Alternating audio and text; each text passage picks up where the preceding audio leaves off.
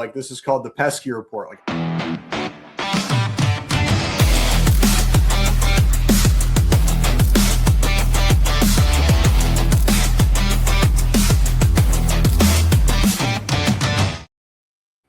welcome back to the Pesky Report. This is episode 556 of the Pesky Report, brought to you by Beyond the Monster. My name is Derrik, and I'm here with Hunter, and we are joined by Nate Talk Socks. Nate, how are you doing today? I am living the dream, Derrik. I cannot complain. I'm really happy to be here, be talking some minor league ball with you guys. This is going to be epic. I'm stoked. It's the first week of games for every affiliate. Obviously, not a full week-long slate for Portland, for Greenville, and for Salem.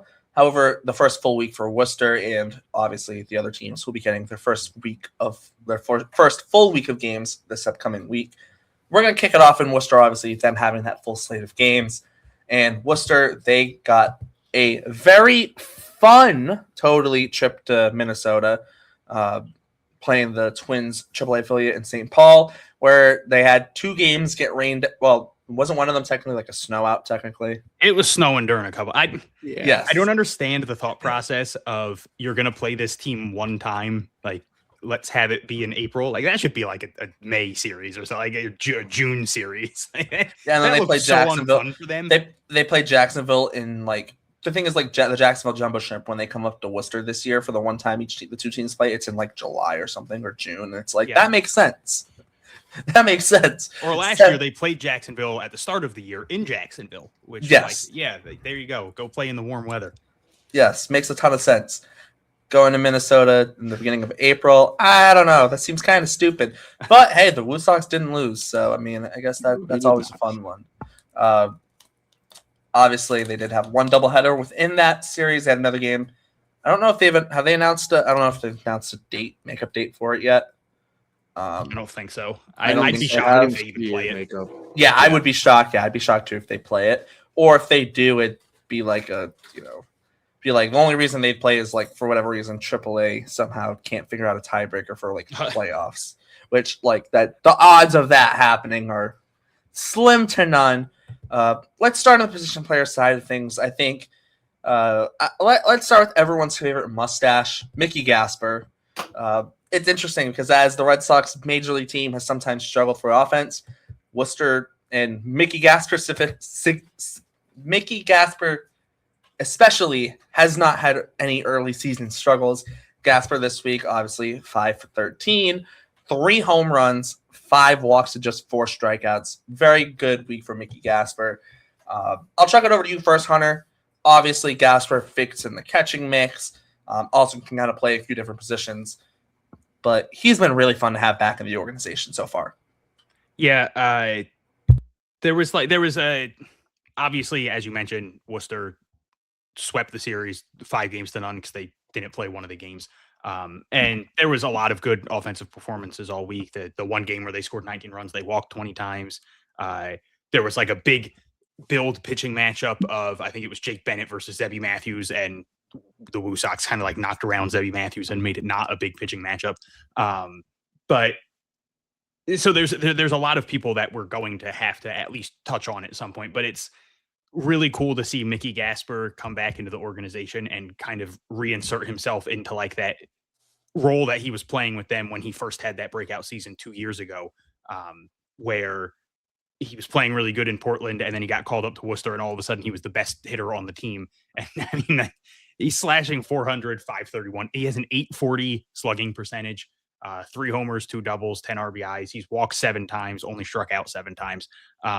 And it's really good to see him near that top of that lineup, helping a lot of the, you've got Christian Campbell, who's working on a new swing, and you see it working sometimes. He did hit a homer this week.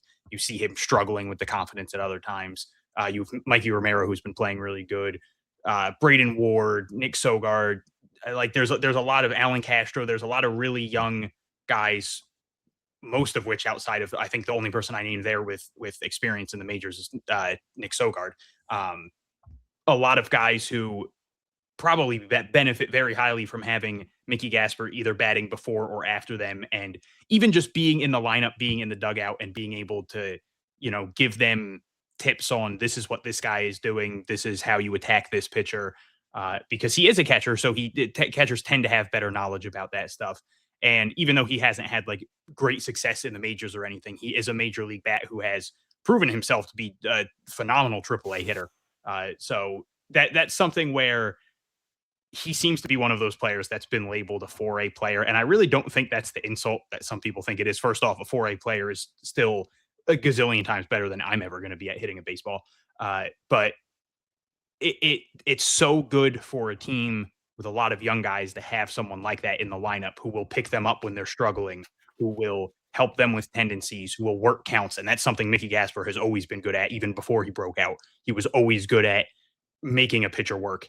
And it's so good to see him back in the organization and thriving, because I know when the season started, there was talks of like Mickey Gasper might be the first guy off the 40 man. Like if they need to clear a spot, it could be Mickey Gasper. That could still absolutely be the case. Who knows? But he is once again proving himself to be someone who the Red Sox might want to hold on to and see what happens. I've seen a lot of like stuff revolving around Mickey Gasper when it came to spring training and coming here. And as you just said, Hunter, about like having that spot on the 40 man, and was it really going to be his? Like thinking about back to where he was when he was with us a year and a half ago, before he went to Minnesota, before he was playing down there, and then up and then down and then up and then down in Minnesota. Like before that, he had one hit for us, and that took forever. And then you think, okay, well, this guy's back. Cool. What are we going to do with him? Well, he's going to show us what we're going to do with him. And he's going to prove that, hey, I'm not that guy I used to be. I've worked my butt off to get my swing up, and now I'm batting 400. And yeah, it's a small sample size of games, and we're just getting started in AAA right now. But he's swinging that bat, and he's swinging the bat hard, and he's swinging the bat far. And he's able to get on base, and he fills those positions of need. And as you said, he's a good veteran guy, too. He's a really cool dude. Like, he has that good vibe around him. He's got the mustache, which I'm super jealous of, by the way. Like, I would wish to have that kind of mustache on my face. But that aside, like, he just has that, like, swagger about him. And he's been carrying himself so much differently than he had when he was up in the majors with us. Like, you could see his decline after he started to struggle. Then he went to Minnesota. He had a couple of good games up there. Then he went back down to AAA, back up, back down, back up, back down. Now he's here. And he's like, I'm going to prove my worth again. And I'm going to show you guys that I do deserve this spot on the 40 man. I'm not the first man to go, and I'm not going to be the man to go at all. I'm going to prove my keep. And here we go. And he's been doing it. And I've just been loving the way he's been swinging the bat and playing the game and playing the field. And hopefully he gets a shot back up at the majors again, because I feel like he's going to be one of the first guys to deserve it. So that's my take on Mickey. Love the guy. Yeah, Gasper, obviously, great guy. Great human being, and I think also a really good ball player. I mean, we can't forget, like, even being, like you mentioned, Hunter, like that quadruple A guy, like even that label, like how much is it really like a hamper on a guy? Because, like, I mean, I'm never going to play in the big leagues. I'm never going to play in A ball. Forget about AAA, right? So in that sense, with Gasper, like, the guy's a damn good baseball player, and quadruple A basically means, hey, you're probably at some point going to be at a big league roster, right?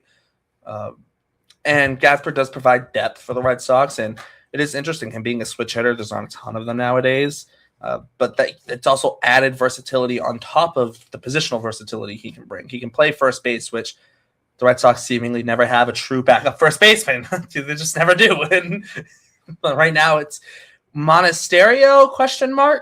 Right? Although now he's maybe getting reps in the outfield. Is it IKF? Who's the backup for his baseman for the Red Sox, right? Contreras goes down. Glove again. You know, wait. Yeah. Let's get that 5-6 man playing first base. Come on. Get him grounding those ground balls again. Here we go. But, like, it's legitimate. Like, if God forbid something happens to Wilson Contreras, like, and Casas isn't ready, like, who are you putting at first base every day? And Mickey Gasper, as of right now, feels like the best answer to that question. And, like, in you know, especially early in the year, you're not going to be able to go make a trade for someone where not even through the first week of April, right? You can't just snap your finger and, oh, we're getting a guy who's going to just hold it for us if Contreras gets hurt. Like, this, and obviously this is all what if, but like that's the value Mickey Gasper brings. God forbid something happens, Mickey Gasper's on the 40-man. You can call him up if you need him. And it's the same thing a guy like Nick Sogard, who also had a 3-homer week this week, also had 2 doubles, also had 7 walks this week. I mean, the guy reached base, 13 times this week. He reached base, like crazy week for Nick Sogard. And he's another guy who just brings you a ton of value. Anything happens to one of those bench guys or to a Marcelo or a Caleb Durbin, right? You can rely on Nick Sogard to be a valuable piece of your big league team. And I'll even chuck in the name Nate Eaton as well into that picture. Obviously, Ian didn't have like the craziest week this week. He had a homer, a double, 3 walks compared to some of the other guys this week. Obviously, nothing crazy, but Nate Eaton also figures into that big league depth picture, which is super important in AAA. We've seen how many injuries the Red Sox can have over the course of a year. We've seen it before. And even now you see it on the pitching side, right? With Sandoval and Cutter Crawford hopefully starting rehab assignments, and hopefully those will be successful, and Johan Oviedo getting injured, and like you never know how many injuries you're gonna have, and that's just the pitching side of things, right? Our Romy Gonzales is already on the 60-day, right? Injuries, they will pile up, and having guys like that available is huge, especially in Worcester. And then I'll even add Sung Chae Chang. He had 2 homers this week, right? He also had 4 walks and a stolen base, right? Like that's another guy, like really good defender, right? God forbid something happens to Trevor Story and you need a guy that you can plug and play as your bench infielder who can plug and play at shortstop every now and then. That's a guy who can bring value, right? And then you add on that group of young guys, right?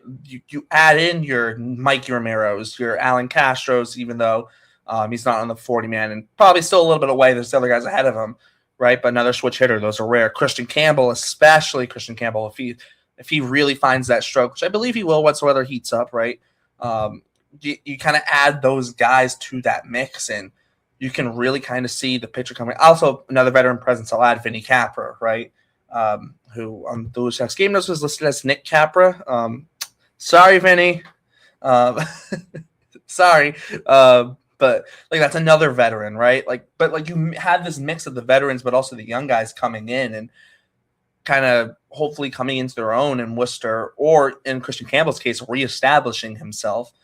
And you create this group that, not only is going to be good, in terms of the Worcester standard and winning games in Worcester, but also is going to be able to help your big league team when it's needed. So I think overall that's a big help for the Red Sox organization. I'll chuck it back to you, Hunter. Is there anyone specific on the position player side that you really want to get into and talk about? A little shocked you didn't really throw out the fact that Alan Castro hit his first home run this week. That is true. I mean, he did. Grand salami. Yeah. Was it? Yeah, I think it was. Was it? I thought it was a 3-run homer. Was it 3-run? Was it 3? I thought it was 3 because I feel like I would have. It was 3. feel like I would have. Yeah. Okay. It was 3. But I feel like Mickey. Now I'm. Oh no, Mikey, it was 3. Yeah. Okay. Now I feel like Mikey Romero needs a little bit extra hyping up this week, just because he's coming. Did someone hit a grand slam for Worcester, and am I losing my mind? Yeah. It was Mickey. Yeah. He had the grand slam, and then his next at bat, he hit a solo homer. It was a long week. It was a long week. Yeah, it was. You scored 19 runs in one game, okay? You forget how those runs are scored sometimes. But Mikey Romero, he's 11 for 33 on the year. He only struck out 5 times, which still isn't like, oh my God, but it's not completely miserable. Like that's something he's been working on, and we've seen some improvements over the last couple of years. And the big thing, though, he's got 7 RBIs already, which is 3rd on the team. Obviously, Mickey Gasper having a grand slam, having 5 RBIs in a game puts him up ahead, and then Nick Sogard has 8. But the big thing with Romero is just how consistently hard he's been hitting the ball. He has so many high exit velos. There was a game, I think, where he had 3 hits, and 2 of his hits, he had like the top exit velo in the minors. It was like 114.8 or something like that. And then he had the 3rd highest exit velo in the minors at like 111.9. So it's just, he's been absolutely smoking the ball. And that's something we've talked about when it comes to Mikey Romero a lot over the last year and some change is just how much he has improved in that area. He's gotten so much stronger. It's come with the health. It's come with everything. We've always talked about how pretty the swing is. And now we're getting this version of Mikey Romero, who seems like a legitimately very dangerous bat coming from the middle infield or third base. But I still think that second base is the best spot for him. And it's obviously very early on. You don't want to overreact too much, but it's just really good to see him just consistently making hard contact, even when it's not a home run. Everything seems to be 100 miles an hour plus. And that's a big development for a Worcester team that is a little light on like prospect talent when it comes to hitting. Like they have a lot of good veteran type names. Christian Campbell's not really a prospect anymore. I mean, in ways he still is, but obviously he's young, but he's exceeded prospect technically status. Still not a prospect. So it's good to see Mikey Romero just kind of like taking the mantle of, this is a really exciting young guy that fans can go watch, and he's going to put on a show. I kind of want to touch on somebody real quick that we know from the game notes is a completely different name, but I'm pretty high on Vinny Capra right now. Like, dude had a slash of 375, 583, 750, and 1.33 OPS. He also hit a home run. He had 3 doubles, 2 RBIs, 9 runs, and 8 walks. Only struck out once in 5 games. Yeah, that's a smaller sample size than the other guys, but those numbers are pretty damn good from a guy that you really don't see as like here's Vinny Capra. It's more like here's Vinny Capra. But dude's been showing out. Like I've been impressed by Vinny Capra, very impressed by him. And again, like 8 walks, only struck out once. He's been seeing that ball. It's been unbelievable. But back to what you were saying about Romero, like I'm very high on Romero. I feel like he's going to be called up very quickly, like quicker than people think. I'm hoping they don't rush him like they did with our boy Christian Campbell, but I do feel like he's going to be called up this year at some point. Like I'm high on him, and he's smoking that ball. What did you have his hardest hit ball at, Hunter? I think you tweeted it out. It was like 116 or something, and it was a line out. It was 114 or 116. It was one of the two. I can't remember. And he lined it out. Like, even though it was an out, like still he's smoking that thing. Yeah. It's ridiculous. And like all 4 bats back to back, just absolute drives. Ridiculous bat speed. I just really enjoy watching him hit the ball, and he's pretty smooth defender too, if I do say so myself. So yeah, I'm high on him. And another one that we touched on, Sogard, really not much to say. Sogi Supremacy, shout out Ed Hand. Huge fan of the Sogi Supremacy. Huge fan of Nick Sogard. Continues to impress me. Don't know why he's not up there right now. To this day, I'm confused, but he'll be back up soon. Like 3 home runs, 2 doubles, 8 RBIs, 9 runs, 12 walks, only 4 strikeouts. Like, unbelievable plate vision right now. They can't really say much else about the guy. Very high on those 3. Those are the 3 that I'm like really dialed in on right now, and I had to point out 2 obvious ones, and then Vinny Capra is just sheesh, loving the guy right now.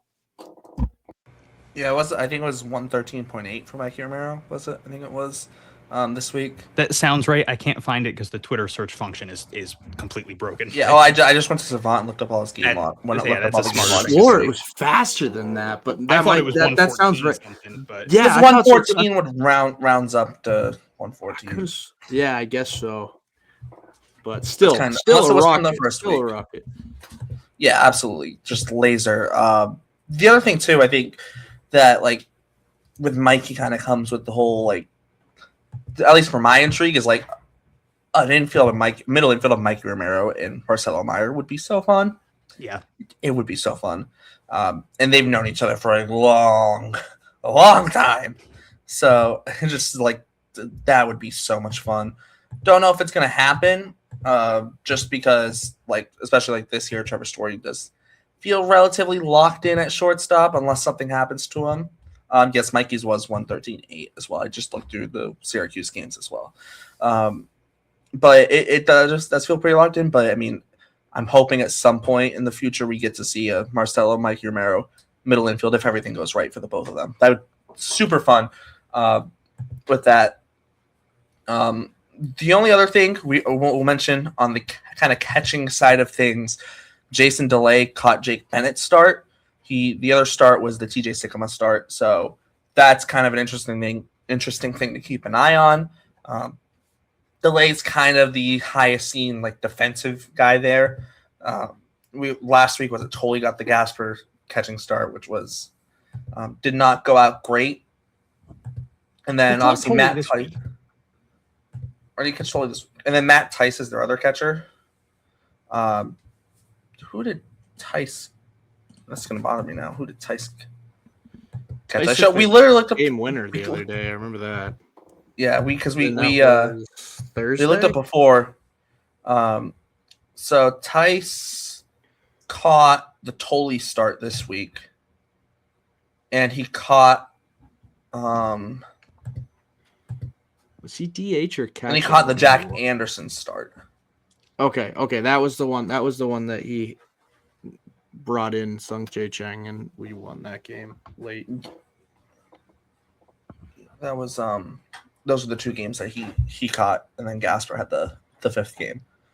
And I do want to just reiterate with the Gasper stuff, we're not bashing him as it's just he is there is a clear hierarchy of like defensive catchers when it comes to that, and it's not that Mickey Gasper's like some god awful he should never be behind the plate, but it's Jason Delay. This is not no shade to Jorge Alfaro, but this is not Jorge Alfaro. Yeah, exactly. This is just a legitimate Jason Delay is a legit major league defensive catcher in Jason Delay, and it's like it benefits the young pitchers to have someone with that experience and defensive ability behind the plate. Like I think it's a good thing to have Jake Bennett and Payton Tolle getting Jason Delay starts where they get to, this guy is going to do the or best even Tice at the very least. Yeah. Right. Yeah.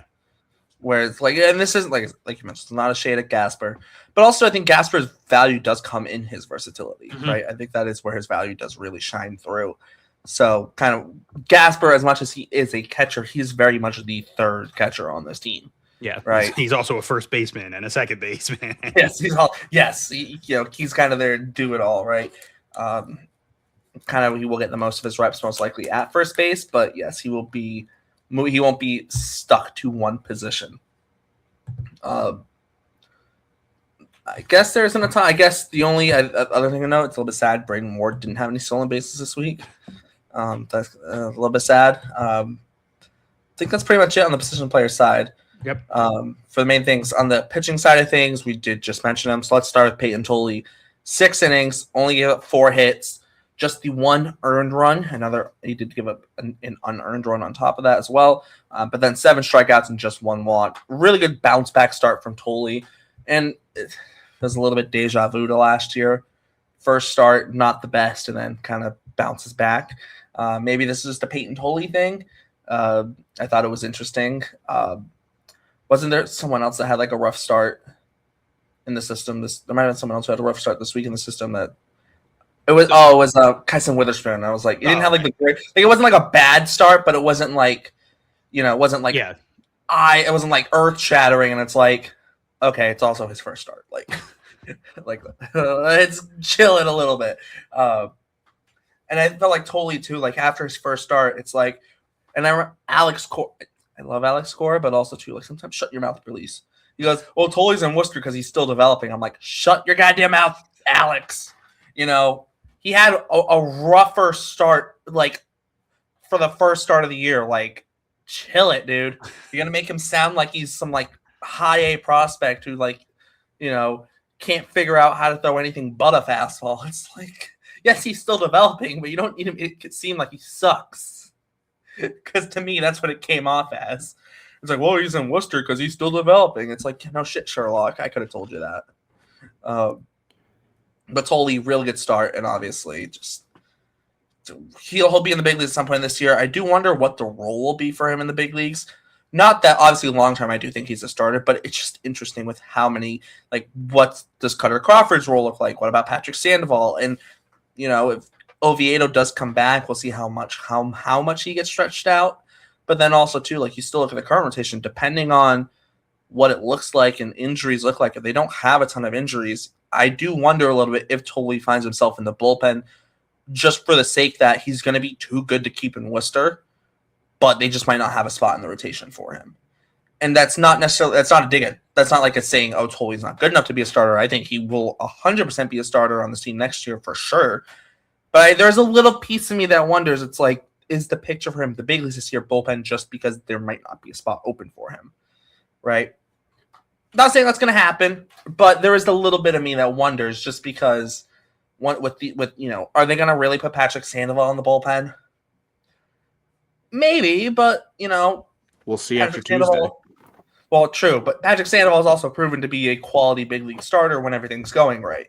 I do feel like the thing going against him being a starter is just the fact that he hasn't pitched in so long that they might just be like, oh, we're going to play it safe and, put him in the bullpen where he might be like 3 innings. He might get the Oviedo role. He might get that Oviedo role. But like also same thing with Cutter Crawford, right? But like at the same point, if a starter goes down, they could just look at those guys and be like, well, they're already in the big leagues, right? So you know what? They're already stretched out a little bit. Just stretch them out a little bit more. So that's more so the thing on Tolle. Like I said, it's not a knock on Tolle at all. It does. I just wonder just because it's a little bit different than like Connolly early. With early, you look at him and you go, he's got the pitch mix to be a starter, right? Whereas Tolle, like I do think Tolle can be a starter, but you can also look at Tolle at the same time and go, chuck him in the back end of the bullpen and he'll be fine, right? Just let him throw darts out of the bullpen and just tell everyone, try and hit it, right? Tolle's got that kind of feel a little bit. I also feel bad. I'll jump back to like Vinny Capra. Vinny Capra, the lockers, I say, is Sung Chae Chang next to him. So they're both listed at 5'8". So Sung Chae Chang is to the left of Vinny Capra, and he's in a corner in Worcester. And to the right of him, but like kind of in front of him, he's got Payton Tolle and Jake Bennett. Did him dirty. Did him dirty. But no, Tolle's great. Really good start this week, and just you like to see the kind of bounce back, and it does kind of show a little bit too. I guess like I don't want to say mental fortitude just because it's early in the year, but I mean it's some guys might let that get to him, right? He had a taste of the big leagues last year.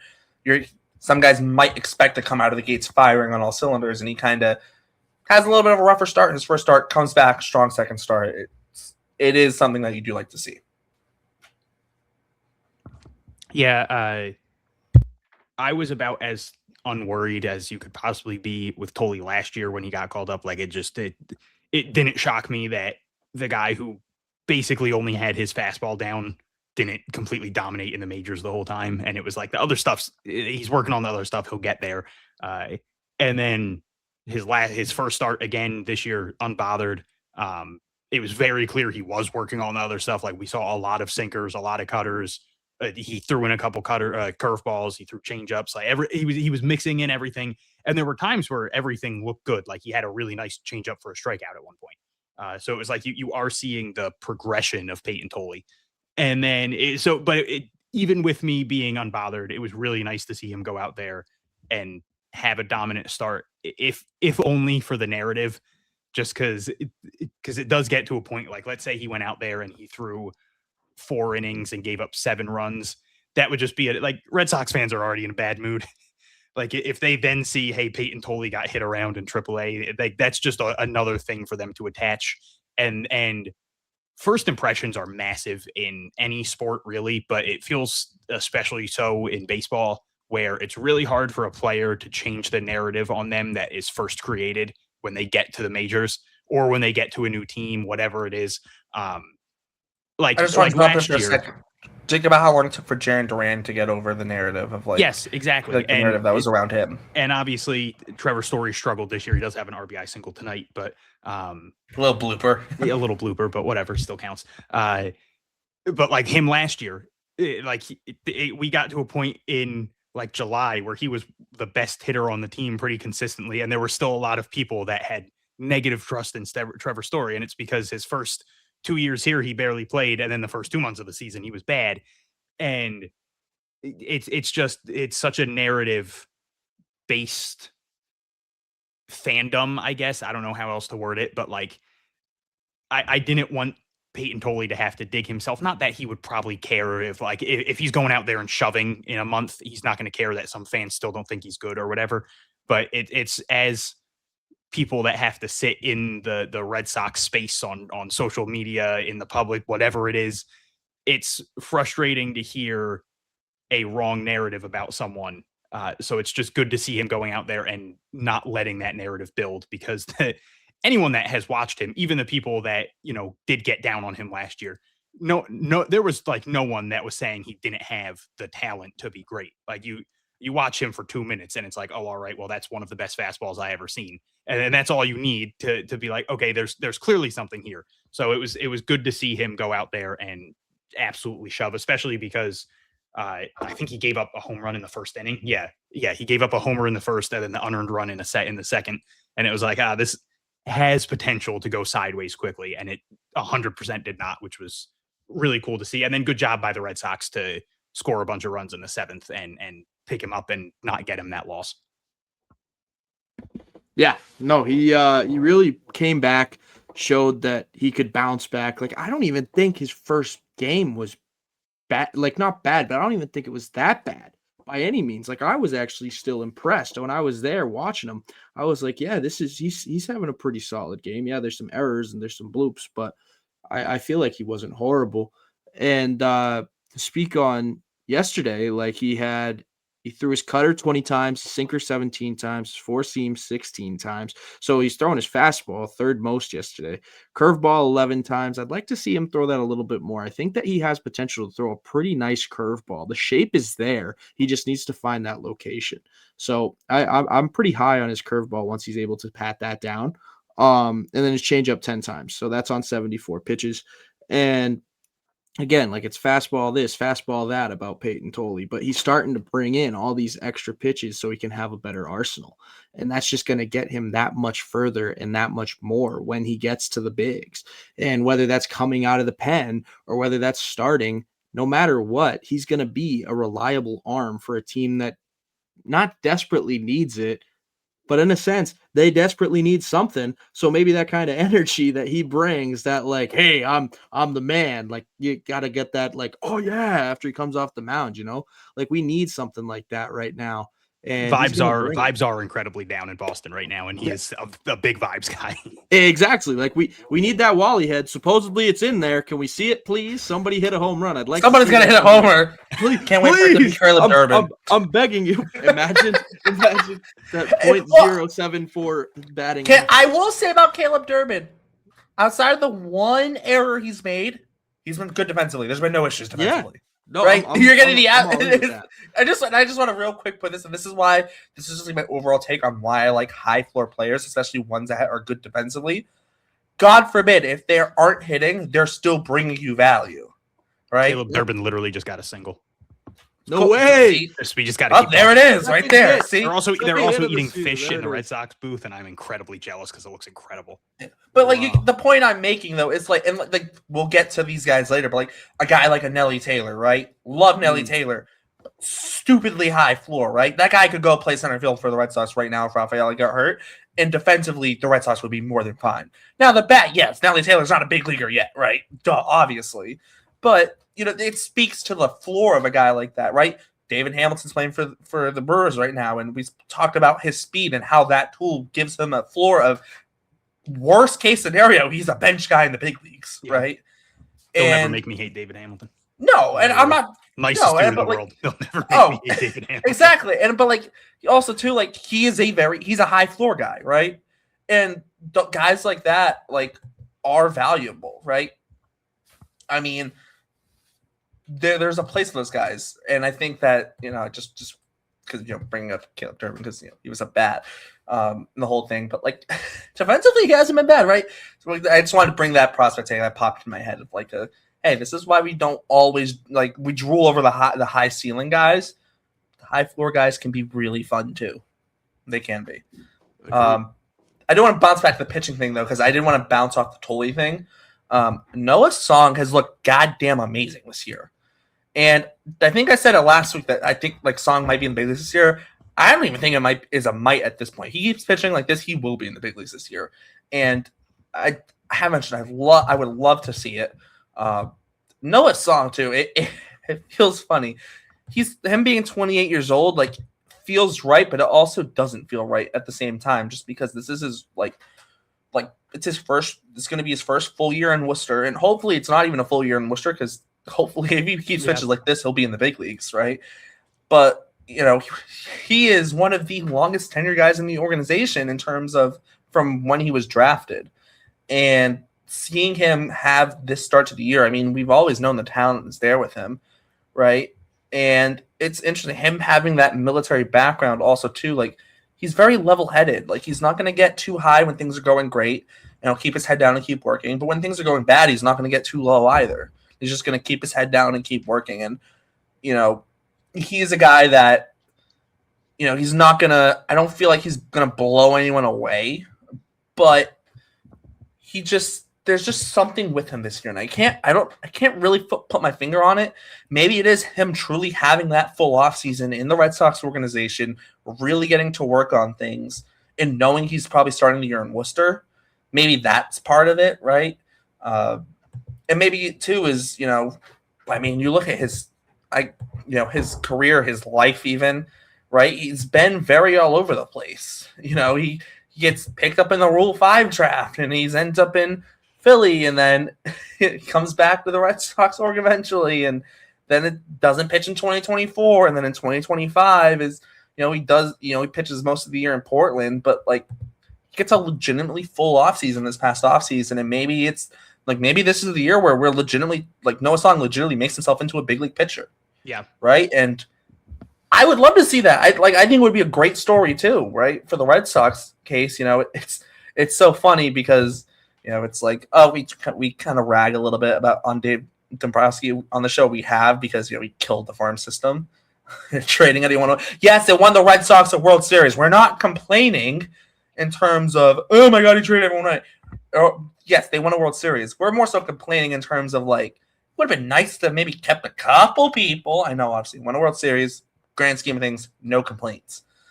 But at the same time, like Noah Song he kept Noah Song around. How much of that was because of the fact Noah Song had to do his naval service? I don't know. Probably a lot of it. I don't think Dave Dombrowski was able to trade Noah Song. But hey, Dave Dombrowski's last contribution to the Red Sox, I guess. Noah Song. I mean, hey, it is funny, but it's great to see. It is so great to see Noah Song pitching well. And you mentioned another reason we can bother Ed Hand as well. Yes, you mentioned like 28 and everything, and I feel like that age is so deceptive because he came into the minors with a decent amount of mileage on his arm. Pitched in college, pitched in the World Baseball, or did he pitch in the World Baseball Classic, or was it like the prelim stuff? It wasn't the World Baseball Classic. Yeah, it was like the prelim stuff. Prelims, or it might have been like, or I know like around that because they had baseball in the Tokyo Olympics, so it might have been like Olympic qualifiers of some sort, maybe. But either way, he did all that stuff, but then obviously Naval Academy, and his arm gets like a 3-year break. So there's not as much mileage in that sense, but I also feel apparently he wasn't doing like any baseball things during that time either. And that's also I think you mentioned like how he what? Which is absolutely crazy to come back and pitch like this after 3 years of just like, oh no, I'll leave the baseball on the ground. I'm good. I wonder how often he wanted to go throw a baseball, but it's just like imagine being on a ship and being like, hey, who wants to catch a 97-mile-an-hour fastball for 30 minutes? Like, I can't imagine anyone saying yes to that, but he like Derek, you mentioned him getting a full off season, and I think it's also just him getting back into a groove of like, hey, I didn't really pitch for 3 years, and now then he goes to the Phillies and he doesn't pitch for a little bit there, and then they're like throwing him all the way up into AAA because they're trying to get him to the majors quickly, and then they're putting him on the injured list again, and then they're throwing him back into the AAA, and then they're putting him on the injured list, and then he comes back to the Red Sox and he's out for a while, and it's like then he's just building things up, and we gotta get Tommy John in 24 as well. And it's good to see things clicking for him again. And the reason Derek even brought him up was Payton Tolle in the game he started. It was just a 7-inning game, and Tolle went the first 6, and then Noah Song threw a perfect 7th inning to get the save. got a strikeout. He's down to a 2.25 ERA. Obviously, very limited time this year. But and it's the just, one run he gave up was really not his fault. Yeah, I will just throw that out there. And it was I believe it was like the second inning he pitched too. Yeah, like so the second inning he pitched on opening day, and he looked damn good as well. I will throw that. He looked good. It's really cool to see. Even with such a short sample size, it's cool to see Noah Song getting back to some, like, he's never going to be the pitcher that people were hoping when the Red Sox drafted him. Like, there was legitimate, like, oh, this guy could be the ace of a team type hype around him. Like, especially with, you'd think I'd remember it because I've mentioned it multiple times, but with whatever it was, WBC, Olympics, whatever the heck it was, there was so much hype around him because he looked so good in that. And it was the premier pitcher, so it's like he's going to fly through the minors, and they don't get that. Tournament. Thank you. That's what it was. Okay. They're never going to get that version of Noah Song. He's clearly going to be a reliever at this point. But he's like 28's not old. It's a lot younger than I am at this point. But especially for a reliever as well. Yeah. Like, he's 28. That's not old. He doesn't have a ton of mileage on his arm because he took those years off. Like, Aroldis Chapman's 38. Like, I'm not saying he's going to be Aroldis Chapman, but my point is, like, something like that. He's still one of the most dominant relievers in baseball at his age. There's no reason Noah Song can't still have a 10-year major league career. Like, there's still so much ahead of him. So it's good to see things working out early for him, and yet it's hard to imagine he doesn't get on the major league roster at some point this year, and that will be one of the more annoying news cycles in a really long time. That is going to be all the Red Sox media talks about for 3 days before he gets, or from the moment he gets called up until whenever he throws that first pitch, and then until his next like 5 outings, or if he gets like, if it's just a 1-day thing, like that's going to be just regurgitated. It's going to be bad, but it'll be something that I think most people will stomach because everybody wants to see it happen. Yeah. Also, comp to another Red Sox, former Red Sox, and also, guy who we saw pitch really well at an old age. I mean, Chris Martin didn't make his big league debut until he was 27. He, after his first 2 years of kind of crap in the big leagues, he went to Japan for 2 years. And then he came back over for his age 32 season in 2018.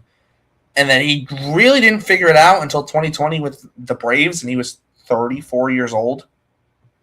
Right? Like, so in reliever terms, Noah Song is not old at all. Like, at all. Yeah. Not old at all. And then obviously we saw what Chris Martin did with the Red Sox when he was 37. And, he's still pitching this year. He's 40 years old. Chris Martin last year at 39 pitched 42 innings and had a 2.98 ERA. Okay, like, love Chris Martin. Maybe he'll go back to making music. We know it's different, Chris Martin, but still. Other things on the pitching side of things, we'll touch Jake Bennett. Obviously, great start for Jake Bennett. Did hit 2 batters, but some might argue it's more efficient than walking them. I don't know. I don't know who would say that this year. Yeah, I don't know who would say that, but some would. Some would say that. Bennett, the 2 hit batters, 2 walks, 4 strikeouts, just the 1 hit, no runs. We did question a little bit whether or not he'd start in Worcester or Portland, and I think he's proving why he's in Worcester. It's obvious. Like, he's pitched amazing to start this year. I will throw it over to you, Nate. How do you feel about Jake Bennett's start to the year? I'm a big Jake Bennett guy. All right, so I like Jake Bennett a lot. I'm gonna pull up, for whatever reason, the stats that I had for him are no longer on my notes, and this is just how my life goes. Sometimes I take such dedicated time to write things down, and then they magically disappear because the notes app hates me for some reason. But we're getting there. So uno momento. Let's see here. So I do know that, like, the other day, he pitched opening day, and I felt good about him, right? Like, I was like, this kid looked good when he was in Washington. Like, I saw some glimpses. I saw some things that I was like, I like him. I like the way he throws the ball. And when he came out and he showed it off here, it was even cooler because Now you get to see it. And as you guys were saying, like he could have been, we didn't know. Was he going to start in Portland? Was he going to start in Worcester? He went right to Worcester, and he's been killing it back-to-back fantastic starts. And I'm pulling up the stats finally 10 years later. Here we go. So we got on the 4th, which was Saturday. Yeah, Saturday. So only 2 walks. And yeah, those walks were hit by pitch. Yep. So 4 strikeouts, which some might hear that and be like, and let me tell you from experience. So pause for a second. From experience, when I posted Payton Tolle's first start for Worcester, and I did that for the Instagram page and my own Instagram page, and I tagged it with We Talk Sox, which is the page that I used to co-run, and now I just do minor league content for it. Well, everybody in the comments is like, why are we posting this? Why are we talking about this? Like, is this supposed to be good? And I was like, yes, it's quite good. Yeah, he gave up 3 runs, but happens. Okay, like he's growing, he's throwing new pitches, he's expanding his arsenal. But that's Payton Tolle, and we're moving on from Payton Tolle. I have an obsession about talking about Payton Tolle. I apologize. So anyway, 5 innings pitched, and he only got 2 men on from the 2 walks. And again, they were both hit by pitches and 1 hit. 1 hit in 5 innings. Like the ball is clearly going straight up into the air or down on the ground, and it's always a ball that's able to get an out. It's never going to be a ball that's going to be in the air and over the fence or over the monster or anything like that. Any ball that he pitches that's not a strikeout is always a ball in play that's a defensive out. It's never going to be a ball that's going to be like, oh man, like Jake Bennett's letting up all these hits. He never really lets up hits. Even in his first start, he had 2. So this season in total, in the 8 innings he's pitched so far, he's had 3 hits. And again, this is a guy that we didn't know. Was he going to start in Portland or was he going to start in Worcester? Yeah. And now you got him in AAA with 3 hits against 2 teams that are supposed to be pretty highly regarded. Like the Syracuse Mets, very deep. And then there's a lot of major league talent on that roster, a ton. Yeah. And then St. Paul too. I saw something. I don't know if it was Baseball America or something. They had St. Paul ranked higher than Greenville, which was very confusing to me. But like, I don't know what I'm missing there. But again, you got 2 of those teams that are supposedly really highly regarded, and you give up 3 total hits against those 2 teams. And if I went out and told these other fans, like if I posted this, they'd be like, okay, well, he's only got 9 total strikeouts in those 8 innings. That's not great. Who cares? You don't have to be a strikeout guy. This is what bothers me about pitchers and people listening to pitchers, is that not everything is strikeout related. If you can pitch the ball in areas where guys are going to tip it and it's going to be under it or they're going to be over it or they can't hit it correctly, that's pretty important. Yeah. And that's going to be a pretty big piece, especially in a starting role. Like, if he wants to come out of the bullpen, he can do that too. But if he wants to start at the big league level, which I personally think he can, and some might disagree, but I think that he could definitely be a starter eventually for us. That's a great starter, in my opinion. And it's, again, a great bullpen guy too, but a lot of people will think that a bullpen guy should probably be more in the strikeout category. But I disagree. I agree to disagree, and I think that Jake Bennett might not get all those strikeouts that you want to see, but he's able to get that ball on the ground. Like, I don't know, where can I find his ground ball percentage? Because I'm very intrigued to see that. Because from what I was watching, a lot of the stuff that he was throwing and the guys were like getting contact with was mainly ground balls, and it's easy ground balls. Like there was no power coming off the bats because nobody was getting on it. Everybody was behind it. So I think Fangraphs is probably where you're. I'm on Fangraphs and I can't find it. Would it be in advance? It's down at batted ball. 53% ground ball rate so far this year. Yeah, and then a 29% fly ball rate, only a 17.6% line drive rate. Yeah, so that's pretty damn impressive if you ask me. I mean, again, for a guy that we didn't know where he was going to be, clearly he's in the right spot. So I'm high on Jake Bennett. I'm very high on Jake Bennett.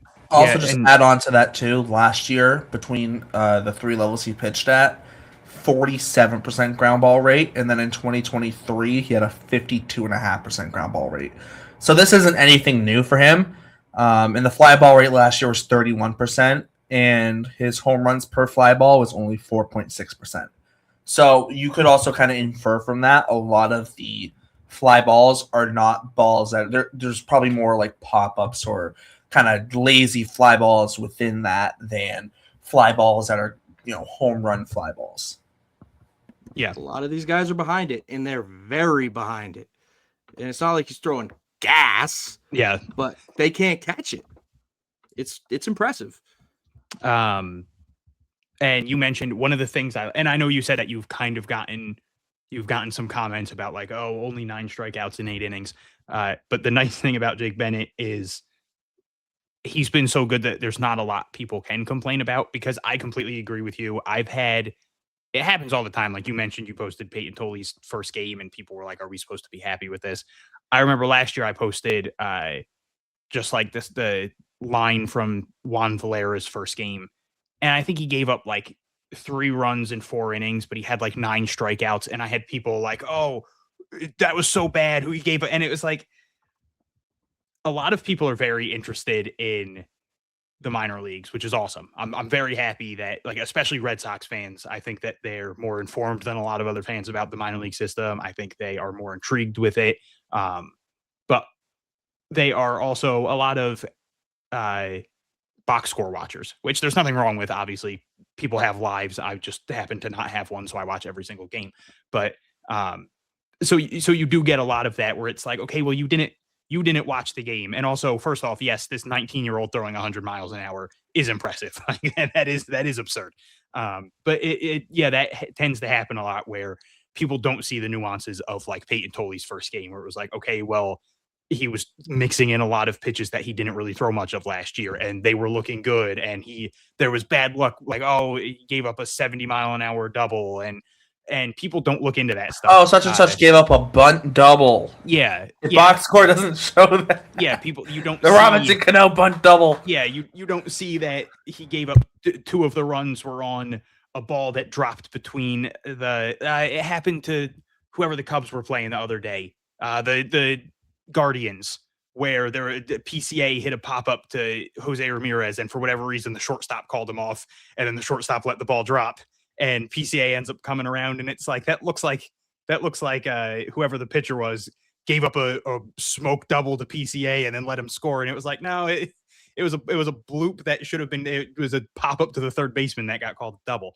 And people don't see that in the minors because they're not watching every pitch, they're not watching every game. So it's been nice with Jake Bennett, where you get to post the strikeouts, you get to post the stat line, and there's basically nothing that everybody's kind of excited at the moment. There are going to be some people that are like, oh, for some reason, 9 strikeouts in 8 innings isn't good enough for me. But for the main part, it's just been, hey, this guy is better than advertised. Like this is people were excited about him, but there was also that like, man, we gave up Luis Perales. Like he was a higher rated prospect when we gave him up for Jake Bennett, like an older guy who hadn't even pitched in AAA yet. But clearly the Red Sox had a vision with him, and it's only been 8 innings so far, but it's really hard to not be very excited with what you've seen from Jake Bennett, especially because, as both of you have mentioned at this point, there was very significant talk of he's maybe going to start in Portland. Like nobody knew where he was going to start. He hadn't pitched in AAA yet. So like not only did he start in Worcester, but he started and they gave him the opening day start, which clearly told you that they saw something and they were excited and they wanted everybody else to be excited. And he has 1,000% delivered. Yeah, I will also just add to like the whole that also is a very interesting trade because this isn't like the like the Red Sox know what they have in Perales. They also know the Red Sox also know what the Nationals think of Perales because Paul Taboni was literally just in the Red Sox front office. So like the Red Sox, like if Paul Taboni didn't like Luis Perales, they wouldn't have contacted him about it, right? And Taboni probably knew that the Red Sox liked Jake Bennett, right? Because Taboni was just in the Red Sox front office, right?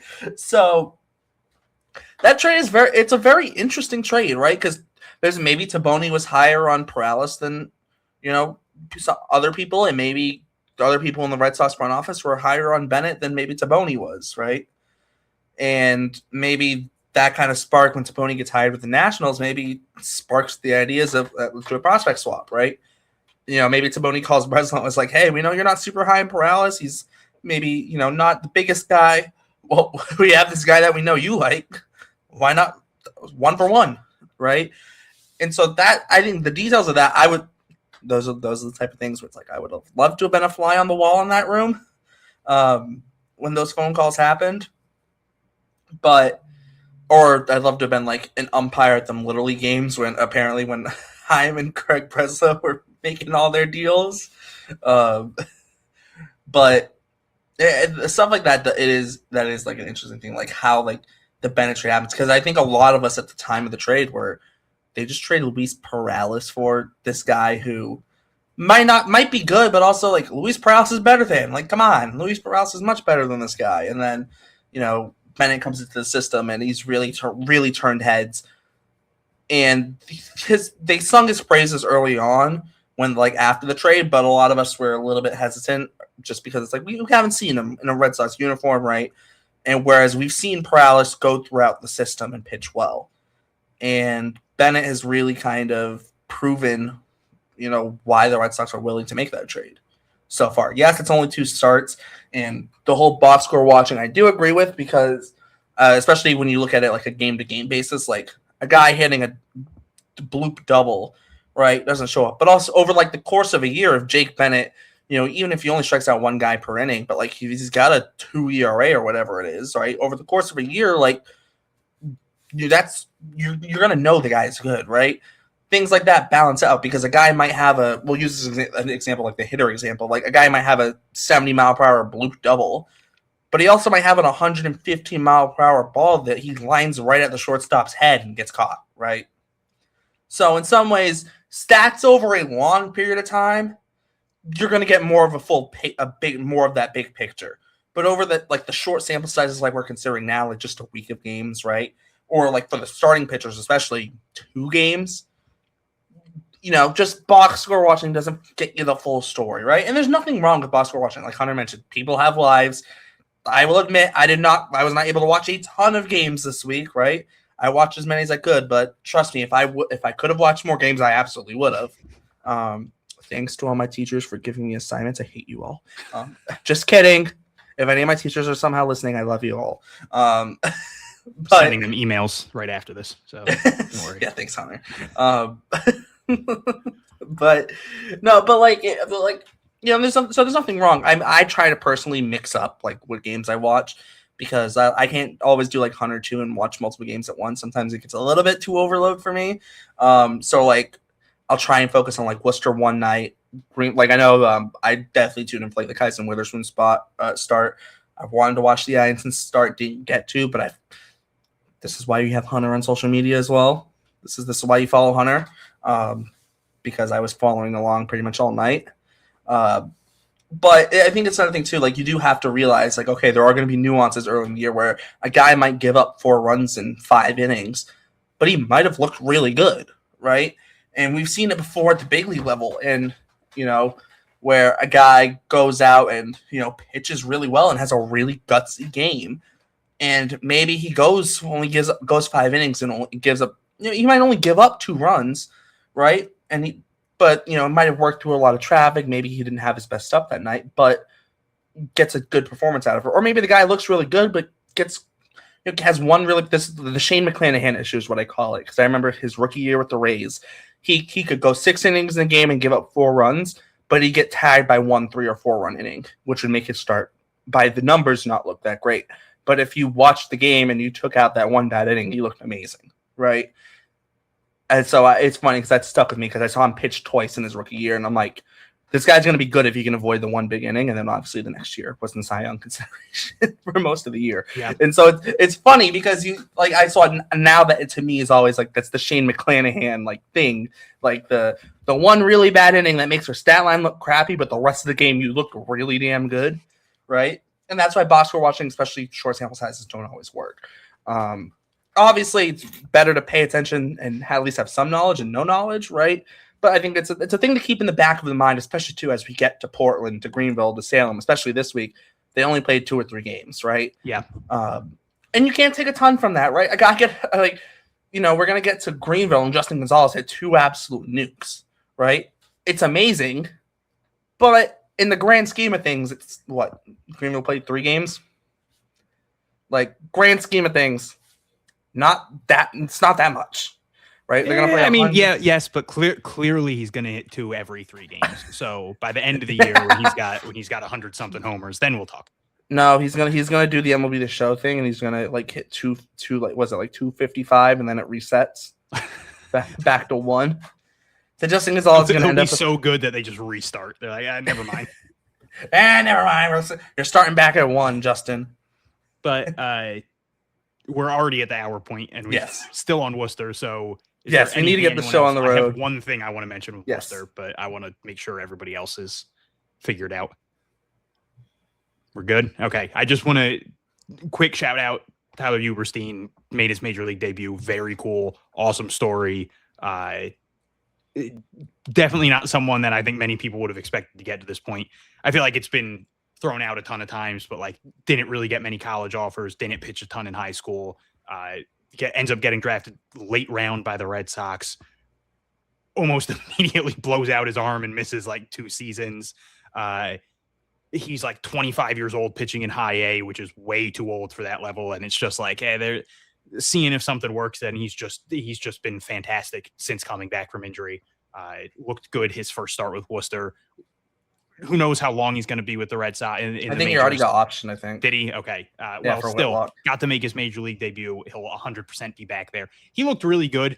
He ended up giving up 2 runs, but he was in there longer than he should have been. That just kind of seemed like the Red Sox were like, I don't think they're like, someone's got to eat innings, and someone's going to get sent down for Whitlock. So the Red Sox offense to get back into the game, and by the time they did, he was like, "Well, shit, my plan was Uberstein for the rest of the game." So, I think the other thing too is they knew they had to send someone down for Whitlock coming off the paternity list. So they're like, you know what, we might as well save a bullpen arm, and you're going out for another inning.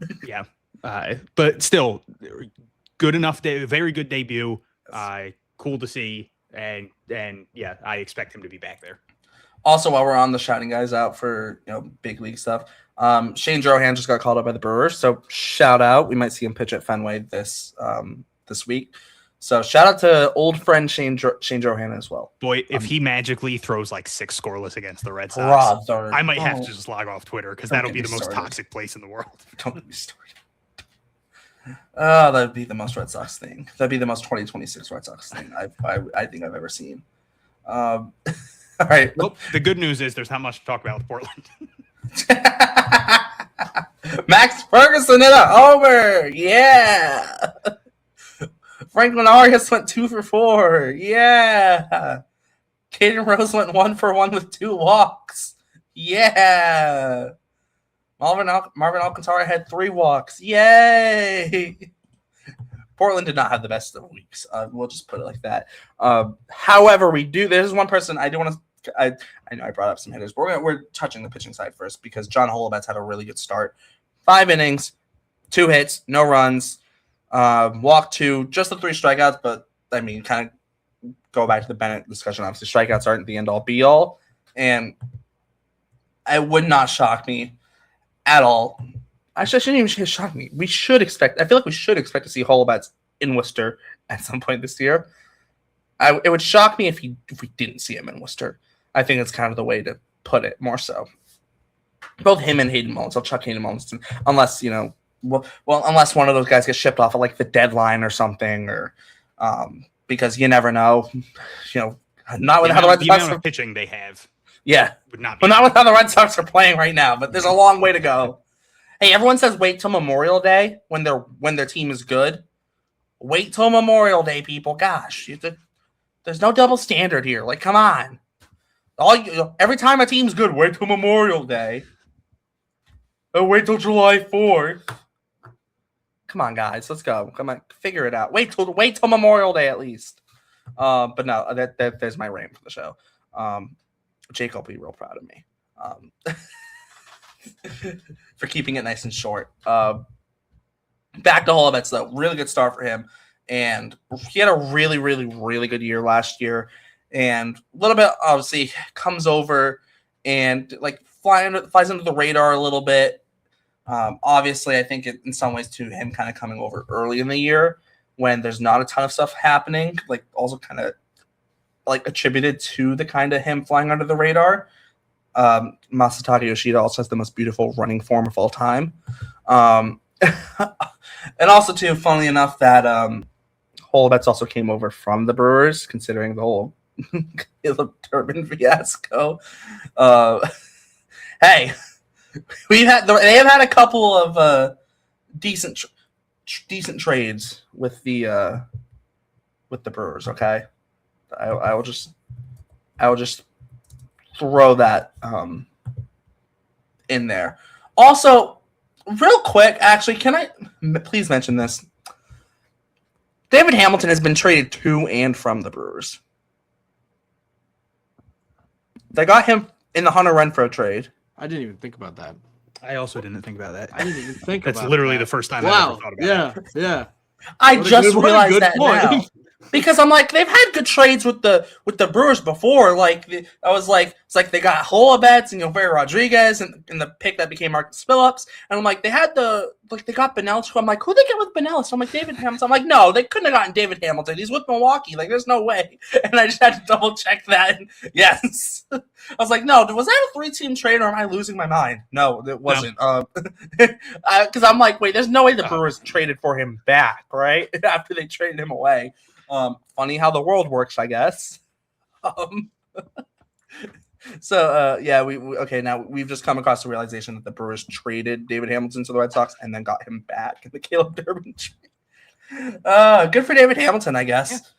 I mean, you could argue the Brewers still wanted him, so good for him. Yeah.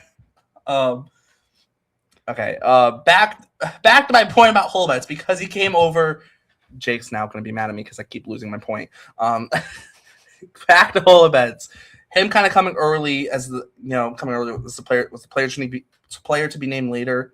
Kind of coming over early in the year, and when he was in the Milwaukee system, he was pitching an A-ball, and then bumps over to Greenville. Rennie comes over to the Red Sox, and then after that, obviously ends last year in Portland. But it was very kind of under the radar because he came over in that time of the year where guys are like, we had the Tolle breakout and Eduardo Rivera was pitching really well. And you had a lot of these guys breaking out last year. I mean, Arias, what he was doing in Salem, last year, right? Obviously it's position play, but still, right? There were so many things going on within the minors. And the Roman Anthony call up and Marcelo's closing in on the big leagues, right? Holobetz very much flew under the radar, especially to I don't want to use the term casual fan, but it's the only thing I can think of. But the people who aren't in the absolute weeds of the minor leagues probably didn't recognize Holobetz until probably late in the year when he was in Portland. And it's like, oh crap, who the heck is this guy? Right.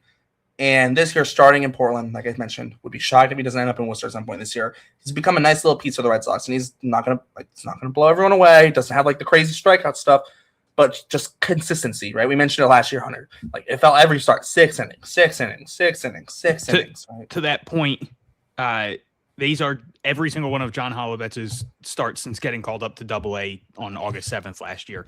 6 innings, 7 hits, 4 runs, no walks, 4 strikeouts. 6 2/3, 4 hits, 2 runs, 1 walk, 4 strikeouts. 7 innings, 6 hits, 1 run, 1 walk, 4 strikeouts. 6 innings, 3 hits, 2 runs, 2 walks, 6 strikeouts. 6 innings, 4 hits, no runs, no walks, 2 strikeouts. 6 innings, 3 hits, 1 run, 1 walk, 7 strikeouts. And then his first start this year was the 5 shutout innings. So this was the first time he has ever gone less than 6 innings in a start in Double-A, and it was the first start of the year. So obviously, which makes sense. Lower pitch count. Yeah, they're easing them in. And to me, the big thing with this start was Somerset scored 18 runs in the first game of the year. They teed off on every single pitcher that came into that game. They had their way. They did whatever they wanted. And John Holobetz came in, and the offense didn't do much, and they lost 18-2 in the first game, so the pitching was bad. The offense did very little. We had the Franklin Arias went 2 for 2, was the lone bright spot. And then John Holobetz comes in and shuts everything down, and they score the 1 run. I believe that was the Max Ferguson homer was in game 2. No, Max Ferguson was in game 1. How'd they score in game 2? I don't remember how they scored in game 2. Was it Rosario having an RBI on a? The only Yes, RBIs were I think Rosario you're right, or Derek. Simpson. I think Was it that's Rosario right. with the sack? So Yeah, Rosario it was. RBI ground out or something. Ground out. Yeah, Yeah, that's I was like, he exactly what it definitely. I was. was like, it was some sort of out. Yep. Yeah. I thought so. So like he got nothing from the offense really, and he shut them down for 5 innings, and then good work by the bullpen to keep it that way. But it was just that this weekend could have gone very, very, very, very poorly for Portland going up against the Yankees AA team. So it was good to see Holobetz shut them down in a that was a big boy start by him. They really needed that to be able to walk away from this weekend with a positive. And I'm very happy I ended up not going to these games because I usually go to the Somerset games, but it was one of those things where like Easter was coming up, so we were doing a ton of things. And opening night, I was like, I don't want to miss like Kyson Witherspoon's pitching, and I don't want to miss Anthony Ianson the next day. And it was like, I don't want to. Those are very important games for me to pay attention to. And like when I go, I still am watching all the other games. I still bring my laptop and my phone and everything, but you're not nearly as engaged when you're at the game. So I was like, I feel like this is a fine time. And then like the second game, there was a rain delay. It was really cold. The first game was just ugly. I was like, this was a good see. I'll have a Portland's the team that is always playing somewhere around me. So that's not much of an issue, but so I was happy to miss those games, to be honest. But yeah, just Holobetz has been nothing short of phenomenal for them since getting him. You mentioned it. The strikeouts aren't a huge thing with him, but that's not a big deal because he consistently shows that he gets weak contact. He has a great ERA with them. He does not walk people. He had 20 walks in 124 and 2/3 innings all of last season. So there's that is always like the big flashy thing with prospects is, oh, do they throw super hard and do they get a ton of strikeouts? And he does neither of those things, but it has not stopped him from being one of the best pitchers in the Red Sox system since coming over here. And like he's got a career sub-3 ERA. Like this is just a guy who goes on the mound and pitches phenomenally. And I think, like you said, there's no shot we don't see him in AAA at some point this year, probably sooner rather than later, barring trades or anything going on. But this is a guy who, sadly, I don't think is ever really going to get the fanfare. Like, even if he's in AAA pitching well, I don't think people are going to get super excited about him because there's so many other exciting pitching prospects in the system. We'll get to a ton of them when we go to Greenville. But he's just going to so the fanfare will never be there, but he is going to be someone that I think people in the organization absolutely love, which in the end, that's the important thing. The organization's not like, oh, fans aren't super excited about this guy. I guess we should keep him in AA. Like they're going off their own feelings, and there's no way that they don't absolutely love a guy who goes out there in the minors and is getting them 6-7 innings, 5+ innings every single time he goes out, which is not something you get from a lot of prospects. Yeah, I just want to add real quick too to the whole Holobetz thing too. It's like you don't see it a lot too in the minor leagues. It's something that it's like, and we touched on it a lot last year, but like the going deep into games, we don't see it a lot. Like, and that is a point that should be stressed, right? And first start of the year going 5 innings, and wouldn't shock me if we don't see Holobetz going under 5 innings the entirety of the year. Like literally, it's what he's done since joining the organization it has flown under the radar because it's not flashy at all, but it works, right? Sometimes you just have those pitchers. They don't put up the big strikeout numbers. They don't, they're not going to be a, Cy Young candidate or anything, but like they just pitch well, right? And everyone can imagine like a name in their head of like a pitcher who, not flashy, not the craziest guy, but just consistent, right? And model of consistency. Everyone has someone in the head that they think of, right? When they think of that, might not be a number 1, might not even be a number 2, but if he's in your rotation, you can trust him every 5th day to go out and throw the ball. And it feels like Holobetz could end up being that guy, down the road in his career, where might not be the flashiest guy, but you can rely on him, and that is very huge to have. Agreed. I was gonna speak on that too. The fact that he can really go out there and stay out there for a long time, and I feel like that's just gonna continue to develop as he climbs the rankings and as the season progresses. Like as you just said, 5 innings in the first game of the season. Like he's clearly got it. And you guys touched on everything related to John Holobetz that I wanted to get into, so I won't speak too much on him. I'm very high on him. I really enjoy the way he pitches, and he might not be like your flashy guy, but I think that he's a solid pitcher, and I enjoy watching him play. What I do want to get into is something that shattered my soul into a million trillion little pieces, and that was Blake Wehunt getting hurt. I am devastated. I want to cry, and it is upsetting to me. But that does save him from whatever could happen with that player to be named later in the White Sox trade for Jordan Hicks. There's a lot of murmurs about who that could be and where they could be coming from. And Blake Wehunt being injured, like I hope he feels better soon. I hope he gets well soon. But I'm kind of grateful that he's going to be able to stick around. I have some high hopes for him. I have some high expectations for him. Maybe a little too high of expectations, but I don't know. Something about him just really, really clicks in my brain, and I think that he's going to be a good piece. So the fact that he's hurt really bums me out. I mean, he'll be not replaced, but Paez will come back in and easily have a spot to fill. So it's not like they're going to have to shuffle the rotation around or anything down in Portland. It'll be the same, and then add Paez in to fill his slot, which will be good. But it definitely sucks because I felt like this year was going to be a big breakout season for him. Throughout last season, towards the end of the season, he continued to just get better and better and better. And you could see that everything was just starting to develop nicely, and everything started to go down. Like his walk percentage started to go way down from where it was at the beginning of the season. He was walking a lot less batters, and he was striking out a lot more batters. And the batting averages in general that he was giving up to everybody, like he finished with a 2.58 batting average, like against, which is not awesome, but it's not horrible. And it could have been a lot higher had he not continued to develop through last season. So I had, again, really high expectations for Wehunt, and I still do. And I feel like he will come back and continue to be a solid player and a solid prospect. Yeah, he got lit up, allowed 2 home runs, and then he got pulled immediately. And now there's injury concern. Is it a real injury or is it a phantom injury to see if there's something wrong with his arm like they did with Oviedo?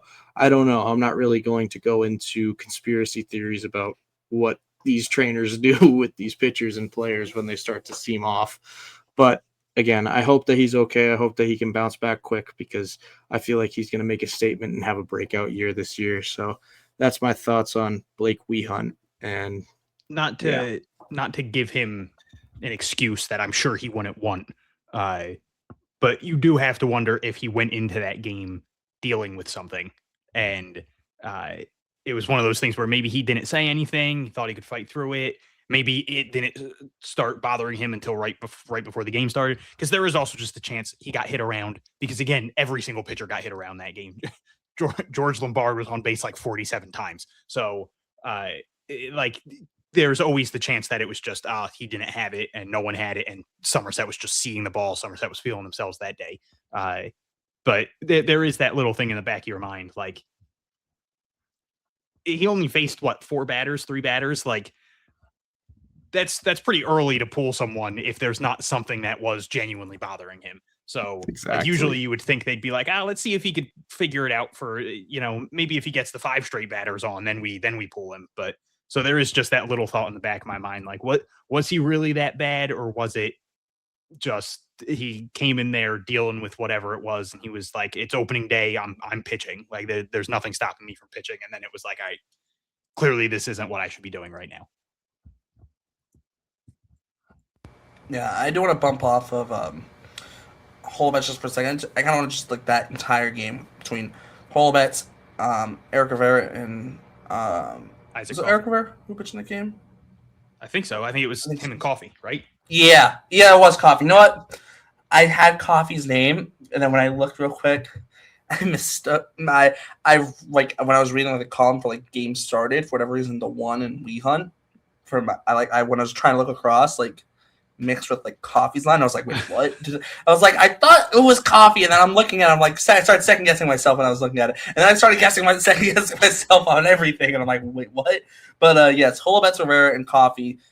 Combined between them, 9 innings, only gave up 4 hits and just 2 walks, and then 6 strikeouts, which and no runs, obviously. Very, very, very solid pitching game. I mean, obviously, you give up no runs. I mean, what are you going to complain about, right? But it was also efficient, right? Not a ton of hits given up. Holobetz did have like a little bit of traffic, obviously the 2 walks, 2 hit batters, but outside of that, there wasn't really a ton of traffic the entire game, which, you know, really, really good performance for those 3 guys as a whole, like as a group pitching that entire game. So I did kind of want to mention that as well. Anything else on the pitching side you want to touch on? Oh, that's pretty much it. Or a quick 5 seconds on the hitters. Yes. Well, like I said, Max Ferguson hit a homer. What else is there? Franklin Arias 2 for 4 with an RBI, drove in the first Portland run of the season. Seemed pretty fitting. And then Marvin Alcantara 1 for 6, but he did walk 3 times compared to just 2 strikeouts. This offense isn't like exciting by any means. I'm not going to sit here and pretend like this is the best lineup in the Red Sox minor leagues because it's probably the worst compared to like their level. Obviously, you put these guys in single A, they're going to crush it. But like compared to what other teams and their levels are doing, like this is probably the worst 1 through 9 lineup. Obviously, Franklin Arias is fantastic. But then it's a lot of inconsistencies. Like Miguel Blaze is going to give you weeks where he's the best hitter in the league, and then he's going to give you weeks where he's lost. Nelly Taylor is going to walk a lot. He has power. He has speed. But he's also going to strike out a decent amount. And also he's now officially played 1 AA game. And that's another thing with this team. There's a lot of inexperience. Like Franklin Arias has barely played at the level. Raúl Martinez has never played at the level. Nelly Taylor is new to the level. Miguel Blaze is relatively new to the level. Like there's a lot of younger guys. Will Turner's never played at the level. Now he's played 1 game at the level. So that's another thing is I think it's going to take a little bit of time for these guys to get in the swing of things. But I also do think there's a lot of intrigue in the lineup. Like Marvin Alcantara is going to get on base. He's going to steal bases. Abram Leendo had the best year of his career last year and stole almost 50 bases. He could do that again. So it's just kind of like, can someone break out and have a big year that's not Franklin Arias because he's already expected to be good? So I feel like this is going to be a team that relies on pitching a lot, but we're going to see some random fun weeks where Nelly Taylor does hit 400 with 3 homers in the week, or Ronald Rosario is always good for a random big week. He had a really good month at one point last year. So it's just 2 games. Obviously, there's nothing to like super panic about, but this is kind of indicative of what we should expect a semi-decent amount from this lineup. We're not going to see a ton of 12-run outbursts from them. But there's enough there in that lineup where the pitchers won't have to throw shutouts like they did on Saturday to pick up wins. But the first 2 games just wasn't much to go off of. Yeah, also just chucking the name Caden Rose. 1 for 1 with 2 walks and a sacrifice bunt. So that's a nice little start there. I mean, reach base every single time except for the sacrifice bunt. So, and sacrifice bunt did it. I'm just going to pretend I didn't just see what happened in the Red Sox game. Oh, God. Who doesn't love swinging bunts? This team, man. This team. I don't know what to tell He you. can never hold a lead. When you see a lead, you should be afraid because it's going to go away. You know what's So fun? You know what'd be so funny if this team turns into like the 2019 Nationals, just starts the year like dog shit, and then just somehow flips a switch middle of the year. I would be ecstatic if that was the case. Yeah, it's I getting don't know increasingly about it, less though. likely, but Oh, thank the Lord, the schedule eases up for 6 games after this Brewers series before they have to run the gauntlet. Oh my God! me and my brother throw a baseball on Easter every year, so I'm ready if they need me. My arm definitely doesn't feel like an absolute noodle right now. So we made the mistake yesterday. It was raining when we first got there.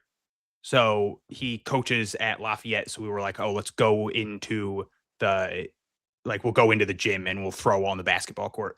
So we threw on the basketball court for like 30 minutes. And there were two guys like working out behind us. And then we were like, we also brought a basketball and we were like, oh, we'll do a game. We'll play a game of 1-on-1 to 11. The worst athletic performance I think anyone has ever witnessed is those two guys watching us play a game of 1-on-1. Our arms were completely shot. It was the worst decision of our lifetime. We were airballing free throw. It was bad. And then we went and threw again later. And this time we were outside and my brother threw one that like went across the street, and I decided to see if I had enough to get it to him. Good news, got it to him on the fly. Bad news, I don't think I can throw a baseball for about 3 weeks. So I'm not available now, but if the Red Sox need me in 3 weeks, I can play shortstop. I know that they've had issues with Trevor Story there. So if they need me, I'll give them like one game where I'm making all the throws to first, and then that's it. Then I'm done. 15 Massa day can play IL, here shortstop. you come. Maybe Massa can play shortstop. Why not? Massa, come save us again. He can do Hey, everything. his form is impeccable. So I mean, there wouldn't be much range, but like, you hit it right to him. I don't think he was making an error, man. Maybe they should try him at first base. I mean, hey, God forbid. Like, maybe they should have tried him there. The guy runs perfect form. Like, come on, man. You telling me he can't field a ground ball? I'm joking, obviously. All right, let's move away from Portland because there isn't really much else to discuss. Greenville, the obvious, Justin Gonzales. Now we're going to get into some fun. Yes, Justin Gonzales hits absolute nukes. What else is there to say about Justin Gonzales other than he's a massive human being that somehow is still growing and has absolute light tower power? I don't know. Obviously there's more, but like, it feels like if you were to just give a summary of what Justin Gonzales is, massive human being, and he plays like a massive human being. Well, obviously had some highlights in the field as well, showing off the arm.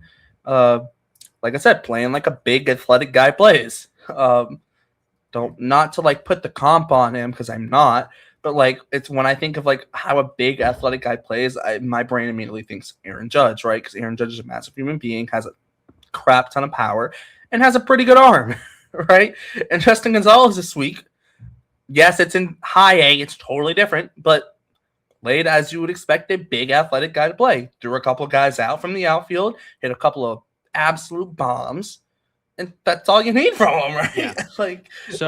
It's the most Justin Gonzales week I think you could imagine. The only way it would have been more Justin Gonzales if he drew a couple more walks, but there's really not much else to get it done. Exactly. They're like, what are you gonna like? That's gonna be the critique. The guy hit 2 nukes. Like, what are we doing?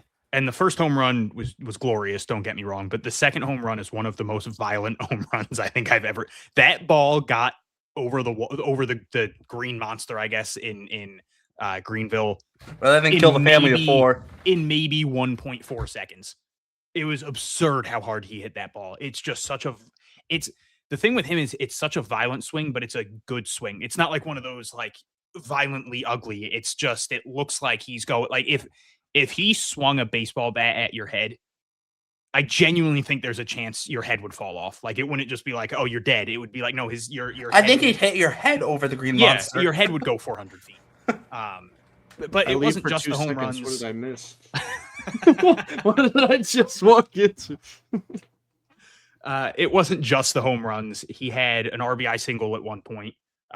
He went 4 for 14 on the week, which is a 286 batting average, 714 slug, 1.047 OPS. And then, like you mentioned, he had the 2 outfield assists. The first one was just bad. Not on him. It was just, I don't know what the guy trying to go from first to second was on that. I don't know why the guy on third base was like jogging home when there was 2 outs. So if he didn't cross the plate before the guy at second got dug out, he wanted the run wouldn't count, which is what happened. And I don't know what the coaching staff was doing, like not informing them, hey, maybe don't run from first to second to a hit to right field on Justin Gonzales. And then the second throw was over 100 miles an hour, an absolute dart to third. It was just genuinely harder to make a better throw. Like it was on one bounce right into who was playing third base? Antonio Anderson, right into Antonio Anderson's glove. Good tag by him too. But just everything about it was perfect. So it was really cool to see in a week where obviously, like the first home run is his first ever high A home run. The second home run is one of the fastest home runs I've ever seen. In a week where he does that, he also does something with the glove, I guess with the arm technically, but he also does something to show you like this is more than just a guy who's going to hit 30 home runs a year. And I've said it a couple times on here. I view him as probably a first baseman full time, like when he gets to the majors. He's putting a little bit of doubt into my mind because that's just such a waste of that arm. And it's not like the arm is a new thing. The arm's screw it. Try him at third base. I still think first base is the position for screw it. Have him catch. ABS is coming in anyways. He doesn't need to frame anything. He would be throwing people out from his knees. Like that would be terrible. I mean, hey, I'm not saying they should do it, but like if framing isn't a thing anymore, couldn't you really get to the point where as long as you have a big body, you got like hockey goalie, right? Like screw it. To be fair, framing's always going to be a thing because not if ABS gets fully put in. Yeah, but people aren't going to challenge. I don't think we're ever going to get to that point. I don't know if we will, but apparently, if it was up to the umpires. CB Buckner's making a good case for it. he is. Do not say that name. Do not say that name. Blas Diaz, add him to the list as Oh, well. do not. Oh my God. It's like CB Buckner got laughed at. Did you guys see that? Yeah. It was like the Milwaukee, I can't think of who they were playing game, and he had such an egregious call that the umps were laughing, or the coaches were laughing. That's absurd. Hashtag deserved. Yeah, but also, real quick, imagine if Joe West was an umpire right now. Angel Hernandez, dude. That's what I was about to say. Angel Hernandez. No, I think Joe West would be worse because Joe West would Joe West would be like the grumpy grandpa every time someone challenges the call. Dude, Angel Hernandez sued MLB. Like, I think he would be the one who would be the biggest dick to players. Like, if they challenged something and got it right and then challenged something else, he would eject someone for challenging something. It would happen. It would happen at some point. So true. See, but then like that's like Joe West would just be like grumpy grandpa, like he'd just be like grumpy grandpa, and they'd give him the mic and he'd be like, "Bear challenging the ball, call," or the pitcher catches challenging the call of ball on the pitch. But I still think the best long-term position in the end for Justin Gonzales is first base. It's just there's that tiny part of me that's like, man, it'll be sad not seeing him absolutely hose people at the plate every once in a while. The Red Sox don't have a third baseman for the next 10 years. but that's the thing is like their first baseman right now is Wilson Contreras, and it's like you don't have anything after that. So to me, it just makes sense. You know how the Rays send pitchers to like the Everglades pitching lab? Send Casas to like some health lab or something. Like send them to like some like Eastern European country that's like God knows what they're doing over there, but apparently it all works. Or like figure it out, guys. Come on.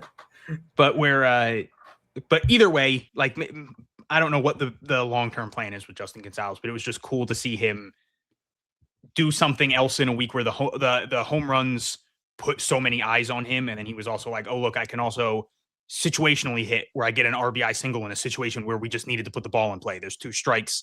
He didn't try to hit for the moon, and he brought in the run, and it was a big run. And then oh, look, I can also show off the absurd arm that I have and get 2 outfield assists in the same game. So it was cool that so many eyes were on him because of the home runs. And then he also showcased multiple different parts of his game that are never going to get talked about as much because the fact that he's 9 feet tall and hits the ball 800 miles an hour are always going to be the 2 things that people talk about. We are currently speaking about my favorite human being on planet Earth. I love Justin Gonzales. Just real quick interruption. Caleb Durbin. How about that, folks? Hey, this is why. He just hit a home run. That's why high floor. No, double off the wall. No, come on. I was looking at the thing, and you say it, and like as you're saying it, I'm watching, and the ball is going up, and I go, "Damn it! I just got it spoiled." His first home run. No. This is why high floor players have value, people. All right, back to your point. I just need to. No, you're good. Anyway, aside from Justin Gonzales being an absolute animal, an absolute beast out on the field, he is the sweetest kid on planet Earth. He's just the nicest guy. I love Justin Gonzales. He's so cool. But anyway, now back to his actual talent aspect of things. Man, to see how everybody is now like dialed in on him, and to see everybody like really turning their heads just makes my heart feel so full, because I remember making posts about him last year and I had people in the comments like, who the hell is this guy talking about? Who is this random low A guy that is currently being bragged about? Well, it's Justin fucking Gonzales. That's who it is. It's the man himself. Kid hits tanks. Kid hits nukes. He is the future of this franchise. And yes, you can say Roman Anthony. And yes, you could slap me across the face for saying that Roman Anthony is second to Justin Gonzales. But I will stand by that point until the day I die. I am so high on Justin Gonzales, I could be touching the moon right now with Artemis the 2. But anyway, those home runs, man, absolutely cranked. As Hunter said, that thing, I've never seen a ball cranked like that before.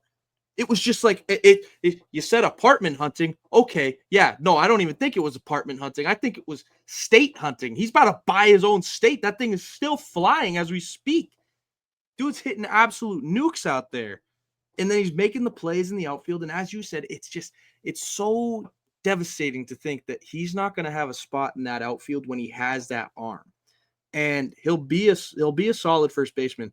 I don't think he's going to be a great first baseman. I think that he's not like a Gold Glove first baseman by any means. And could he be a Gold Glove right fielder? Yeah, I'm not going to lie. I think he probably could. But with Willie there, and Willie is my guy. I love Willie to death, so I would never replace Willie with anybody. But Justin Gonzales will be a solid first baseman, and I think that he'll fill that role fine, or DH role fine, whatever he wants to be. He can be the manager for all I care. He's the man. But man, oh man, to see that he came in, he struggled in that first game. Like, he was not doing well. He struck out 3 times in his first game, I think. And it was just, I was thinking to myself, I'm like, he's fine. He's fine. It's his first game. He's going to be fine. And then the next day, boom. Oh, okay. Yeah, there it goes. See you later, ball. Here he is. He's back. Oh, boom. Out. Chucked that thing on a line, like 101. Like, I don't even know how fast it went, but that thing was in Antonio Anderson's glove, and bang, laid it down. See ya. You're out. Man, oh man, Justin Gonzales. What a sight to see. We are blessed to have a player like that in our organization. He's just so fun to watch, man. It's like, I really enjoy watching him play. But yeah, he's going to have a great season, and that's away from my bias. Maybe not, but in all seriousness, I do feel really, really good about him this year. I feel like his plate vision's a little back right now, and he still needs to hold up. Like, I'll put my bias aside, be serious for a second. He's swinging. He's swinging at a lot, and some things that you shouldn't be swinging at. And he's behind a little bit too. But when he's behind, that's also a good thing, because it's behind, but he's still pulling it. And he's got to lift it. He's got to lift the ball, man. If he can lift that ball more frequently, he's going to have over 25 home runs this season down there. I book it. I tweeted that out to you a couple of days ago. Book it. Over 25 home runs this year. I feel high on it once he can lift that damn ball. So, yeah, that's my spiel on my glorious team. And you mentioned he's swinging a lot, which is very true, which is something he was good at last year, but it's also just important to remember he's a 19-year-old. Yeah. He's at it technically a new level. Like, he had like 20 at-bats in high A last year. But like, he's at a new level. Yep. He's facing better competition. So it's not surprising that it's going to take him a little bit of time to adjust. Give him time, he's a kid. He's not even, he's a teenager. Yeah. And you mentioned the ground ball rate, still something to work on right now. Yeah. Obviously, it's been 3 games, 55.6% ground ball rate, which is slightly down from last year, 57.4. Fly ball rate last year was 21.6. This year it's 22.2. And then line drive rate last year was 21. This year it's 22.2. So it's marginally better. Limited sample size. Yeah. Very, and that's clearly something that has been noted with him. It's something that they've definitely been working on with him.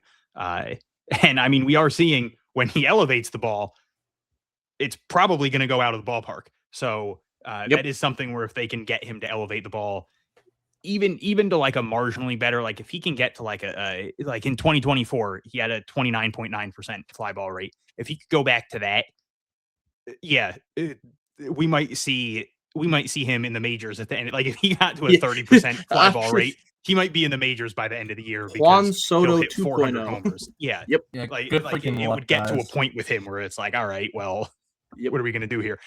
Which also currently, so he has the 22.2% fly ball rate. That's 2 balls that have technically counted as fly balls, and they've both been home runs. He has a 100% home run to fly ball rate. So, yeah, That's about like, right. like if he can keep that up, I don't think we're asking for too much for him to hit every fly ball out of the park. It's the man.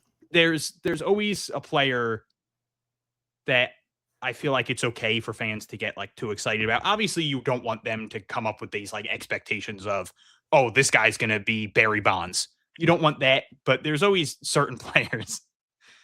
There's always certain players where it's like it's fun for fans to get overexcited. I know some people hate it. They're like, oh, you're setting them up to fail. And that's why I don't like doing comparisons. I feel like comparisons are unfair. Never. But I've had multiple people ask me, like, how excited can I be about Justin? And I'm like, dude, be as excited as you want to be about Justin Gonzales. Have fun with it. It's minor league baseball. Have fun with it. Like, oh, what, this 19-year-old is hitting 500-foot nukes. Have fun, man. That's awesome. You don't get to see that often. So when you do see it, yeah, get maybe a little bit too excited. Absolutely. Agreed. God, I love that kid. He's the man. It's so fun. It's so fun. I will bump to another guy who hit a home run this week, and Mason White. His 3 games, 3 hits, did have a homer. And then also Fraley Encarnacion, also his lone hit being a homer. He also drew 3 walks this week. Clutch. And then I will also of the ninth, 2 outs. Yep. Tied the game. And then I will give a shout out to Mazan Zanatello. So weird because it feels like the make or break year for him. But I mentioned this last week. Guy's only 20 years old. He still legally cannot drink, and it feels so weird that it's a make or break year for him. But it kind of is. And obviously not like the craziest start, but what was it? What he had, the homer was his lone hit this week. Who, Zanatello? Yeah. Yeah, he was 1 for 8 with a walk. He did have 5 strikeouts, but 1 for 8 with a walk. I'm assuming Derrik is fixing his mic because there were some. Yes, still very staticky. Oh, great. Very staticky. But yeah, Okay. I'll just jump in. I feel like you didn't get to finish your Mason White talk, so I'll not talk about him. Yoelin Cespedes struggled up and down last year in single A. We saw good stretches. We saw bad stretches. He was someone where I said last week, I wouldn't be shocked if he started the year in single A again, just because maybe they wanted to see a little bit more out of him. I'm an idiot. They put him in high A and he is 7 for 14 with 4 doubles, 1 walk, 3 strikeouts. He's driven in a run. He's scored 2. He's hitting the ball really well. He had like an infield single, and he had this like weird double that like bounced over the third baseman's head. But outside of that, like he's hit the ball to the monster a couple times. He's looked fantastic. And that's a huge development because this is a guy who going into last year, like there was a point where he was a top 100 prospect. And then so that was 2 years ago. He was a top 100 prospect, got called up to single A, got hurt, so he never actually played in single A. Franklin Arias got called up like a couple weeks later, and he looked fantastic, ended up leapfrogging him in the rankings. And now obviously Franklin Arias is considered one of the better prospects in baseball. And Yoelin Cespedes hasn't even really come close to a top 100 prospect since falling off the list at a year and a half ago or whatever. But like this is a 20-year-old who is still very young in his career, very early in his career, who not that long ago was a top 100 prospect. So it's really cool to see. Like it's easy for people to forget, especially with how much has gone on in the Red Sox system over the last 2 years, how highly regarded this guy was not that long ago. So like there's every possibility that he becomes the guy that they were expecting a year and a half ago to show up in Salem. And maybe he was dealing with injury issues last year. Like he missed the last 2 months of the season the year before that. So maybe last year it was just dealing with stuff. And then, and I think he also missed the first couple games of last year too, if I remember correctly, because I feel like I remember being upset that we still weren't getting to see Cespedes and Arias in the same lineup for a little bit. But then he's just getting accustomed to playing affiliate ball, like pro ball. He's not in the DSL or the FCL anymore. And maybe he just had a really good offseason, and that's a big reason why they were like, yeah, you're ready for high A. Whatever it is, it's like this is a guy who he's probably not on the forefront of people's minds at the moment when it comes to the Red Sox system, but it really wouldn't be that shocking if he became a top 100 prospect again, because the bat is that legitimate. So it's obviously it's a 3-game sample size. You don't want to look too much into it, but it's really cool to see him start off this hot. 500, 533, 786 slash line, even just through 3 games, is absolutely absurd. I agree. I mean, I love it. Like when I was talking about Mickey Gasper earlier and seeing like how he had that struggle when he was up in the majors, and now he's back and he's killing it in the Woo. Well, to see Cespedes, man, just come back after like starting to go downhill and, as you said, get leapfrogged by Arias, which can't feel great. It can't feel great, but he's 20, man. Like this is something that I often have to remind myself of is, yeah, like he got he kind of fell off my radar a little bit. He's kind of backtracked, but he's only 20 years old. Like we got guys that we're talking about coming up at 24, 25 years old. He's got plenty of time. I'm not stressing it right now. And if he keeps playing at the rate he's playing right now, maybe one day he will hop back into that top 100 prospect ranking again, because there's a lot of 21-year-olds in that top 100 prospect ranking. And yeah, most of those 21-year-olds are fresh out of college, but that's neither here nor there. That just there's my point. Anyway, you know what I'm saying? So I'm high on Cespedes. I love the guy. I think that he's got some serious talent, and I'd love nothing more than to see him come back to what we had at one point thought was a top 5 prospect in our system. So that'd be wicked cool to see him live with that again. Yeah. Derek, are you live? Your mic is muted. I don't know if you know that. Am I good? Sounds better to me. I don't know. Yeah, we're good. Yep. We're good. Better? I moved off my desk because so in my dorm room we have wooden chairs that are not comfortable at all. So I'm currently like kind of leaning up against my bed because it's like higher up. Because let's just say my ass was hurting really bad from sitting. So but the issue is the fan was like blowing right at me. So I think the mic was trying to like drown out the fan, and it kind of wasn't working well. So I turned it away after I tried like 5 different things. All right, well, we made sure to not go Mason White or Nazan for you because it seemed like those were the 2 you wanted to talk about. Yeah. Which was very I will just bring up Mason White and the fact that he hit a homer, and I was kind of going through like the guys that hit homers, like Fraley, obviously, Zanatello. Mason White, obviously 4th round pick last year. Played last year, got 8 games in Salem, and then 18 games in Greenville. Obviously, he had the 3 hits this week. Had the homer and 2 singles, also drew a walk. And then Zanatello, the point I was kind of making, is a similar point I made last week was, we talked about last week, that's 20 years old. It's not even of legal drinking age, and it's kind of a make or break year for him, which is kind of crazy to say considering he's only 20 years old. But I mean, we've seen guys get released at 18 years old because they signed as a 16-year-old and struggle, right? So it's crazy to think that a 20-year-old's having a make or break year, but it really is for Zanatello. Yeah. And obviously, this was kind of a little bit of a Zanatello week in terms of hits the homer, but that's his only hit. He had 1 walk, but he struck out 5 times, right? And overall, like I mentioned, like stat watching isn't great for short terms because he had an 800 OPS this week, right? Which you're like, 800 OPS doesn't sound that bad. He had 1 hit. And yes, it was a home run, right? And I mean, 1 home run in 2 games, like, it's all right, but you'd like to see more. The 5 strikeouts, only the 1 walk, right? It's not ideal. Struck out more than 50% of his plate appearances, right? Not an ideal thing. So overall, it was a very Zanatello week, I guess, is kind of where I was looking to go with that. Pitching side of things. I do just want to do a quick rundown of a couple. Adonis Guzman got his first hit in the system. Isaiah Jackson got his first hit in the system.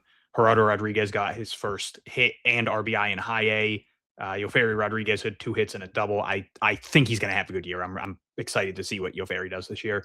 Jack Winay went 2 for 8, his first 2 hits in high A, 2 walks and an RBI. And then Nathaniel U10 had his first 3 hits in high A. Cool to see. He's just one of those guys who I feel like has not.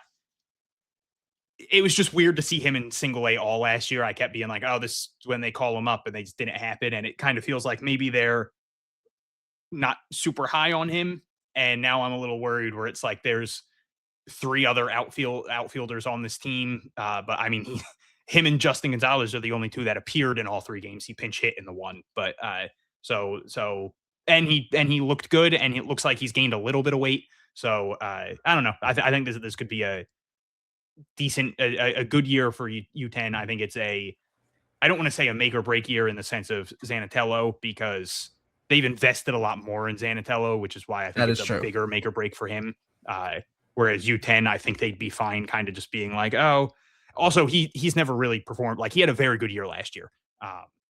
So I think the leash would be longer with a guy that they've invested more in usually. But I think sometimes when it comes to the minor leagues, it's like, oh, well, no one's going to care if we kind of don't use U10 as much. Whereas with Zanatello, it's like we kind of need to make a decision on him. So I don't think it's as much of a make or break year for him, but I think it is a big year for him, considering they've finally given him the keys to high A, and it's good to see him off to a decent enough start. Yeah. Also, just to like, can someone just reweigh Zanatello? Not Zanatello. U10, please. I mean, when we had Nelly Taylor on before, was it not this past offseason before? And I literally had to ask. I'm like, is Zanatello Ewing really that skinny? Like, instead he's like, well, because I think at MiLB.com, I think he's listed like 6'3", 144. And it's just like, humans should not be. That's absurd. I think Stocks Prospects has him at 150. Like, please get some meat on your bones, brother. Like, I'm not asking you to come in like 220, but like, I mean, at least get over 150 and get to like the 160, 170 range first. Like, come on. Like, I legitimately get scared that like if he gets hit by a pitch, like his like body's gonna like snap in half, and it'd be like Flat Stanley or something. Like, literally scares me. Flat Nathaniel is what we should call him. At this, like, it literally scares me that if he gets hit by a pitch. I don't mean to make fun of him, but like, it does scare me because like, not a lot of meat on the bones, and like there's a part I'm like, that cannot be good for like injury purposes, right? Like, it cannot be good. Also, too, the only reason I recently had a science lab where we were like, oh yeah, your bones are more likely to break if you are like skinnier, and I'm like. And the first thing that immediately popped in my head, and I feel so bad for thinking, I'm like, damn, must suck for Nathaniel Ewing. Literally the first thing that popped in my damn head. And I almost said it out loud, and I'm like, wait, nobody in this class is going to know who Nathaniel Ewing is. No one is going to know who that is. I'm like, nobody's going to know who that is. I'm like, well, I guess I'm keeping it to myself. But yeah, sorry. Now we can move on to pitching. I just wanted to, because there was a couple like firsts that I wanted to throw out. Yes, totally. I'll bump back over to you, Hunter. Who do you want to start with? I mean, actually, no. Actually, I'll take this real quick. Hudson White made 2 pitching appearances. Catcher Hudson White has not appeared in a game as an offensive player yet. Hey, 2 scoreless appearances, and he got a strikeout. I mean, come on. It's more than I'll ever have. I saw someone asked me if they were converting him to pitcher, and I was like, no, this is just he seems to be the designated Big Al. Should have kept Big Al around, man. Where they're just like, all right, we need him around. The minor league system, especially something we've noticed with Greenville a lot. If they get into a blowout or if they get into extra innings, they're not using pitchers because they have strict schedules for them. I think Liam Carroll even said after the first game that if it wasn't the first game of the season, they would have gone to a position player late in that game.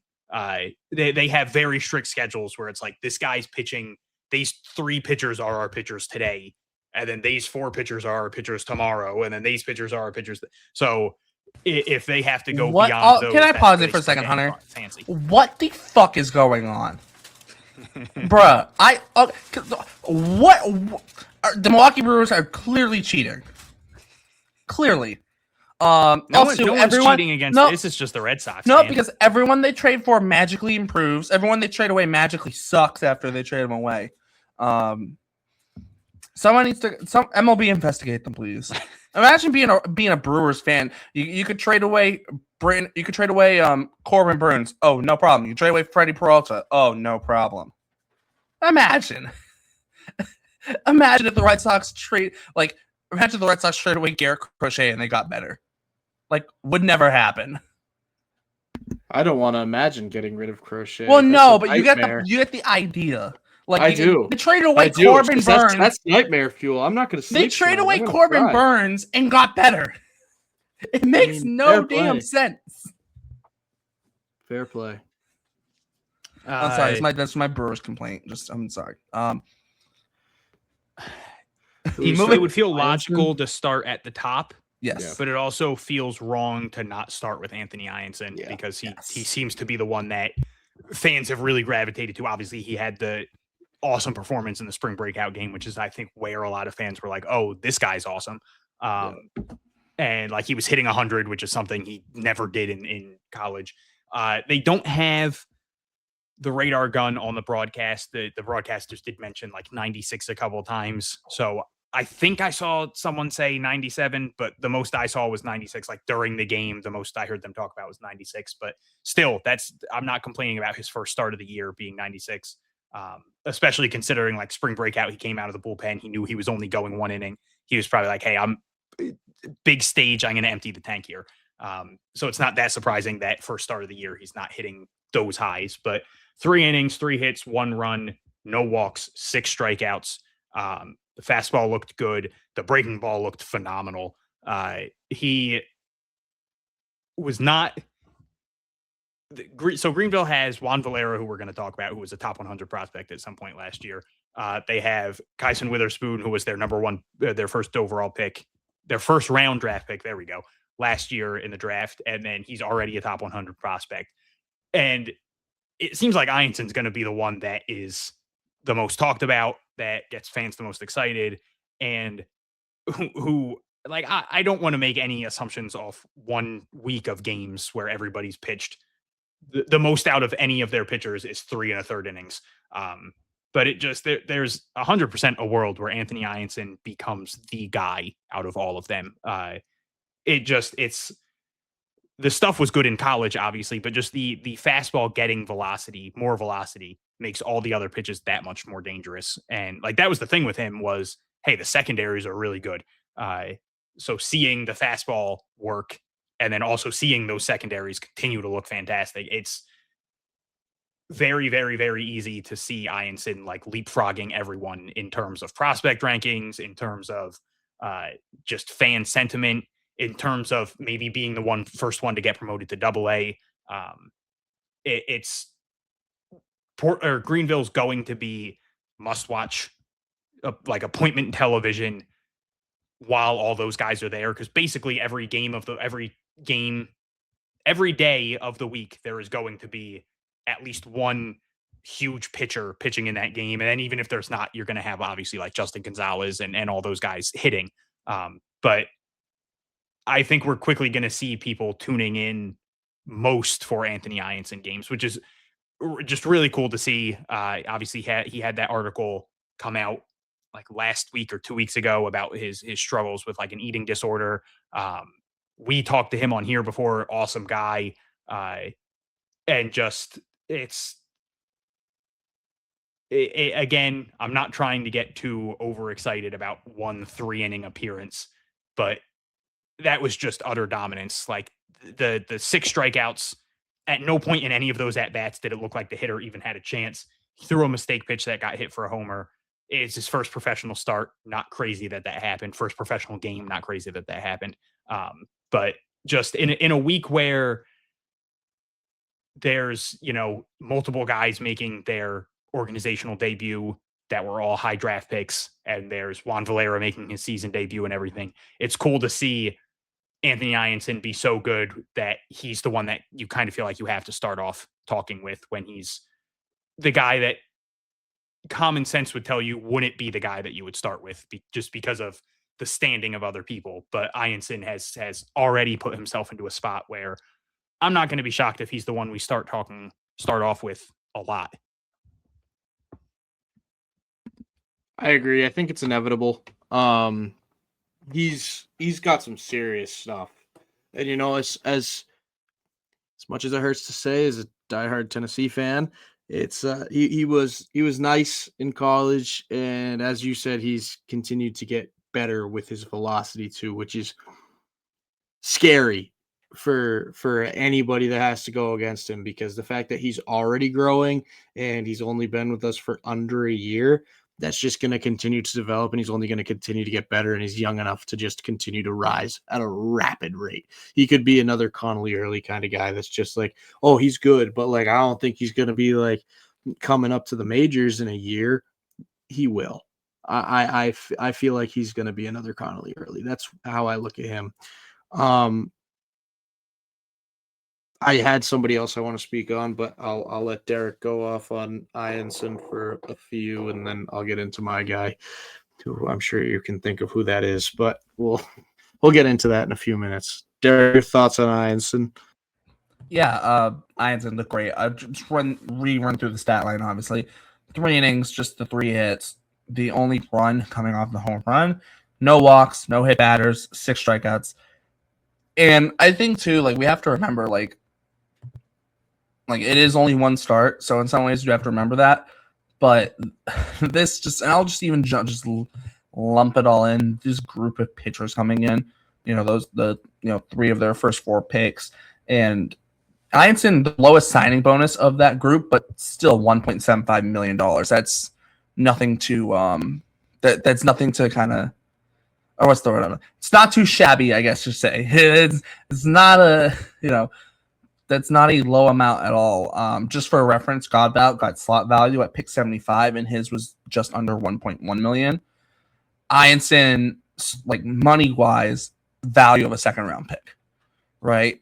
And so realistically, and your 3 highest slot guys are, your 3 highest value guys in terms of signing bonus, all starting the year in Greenville.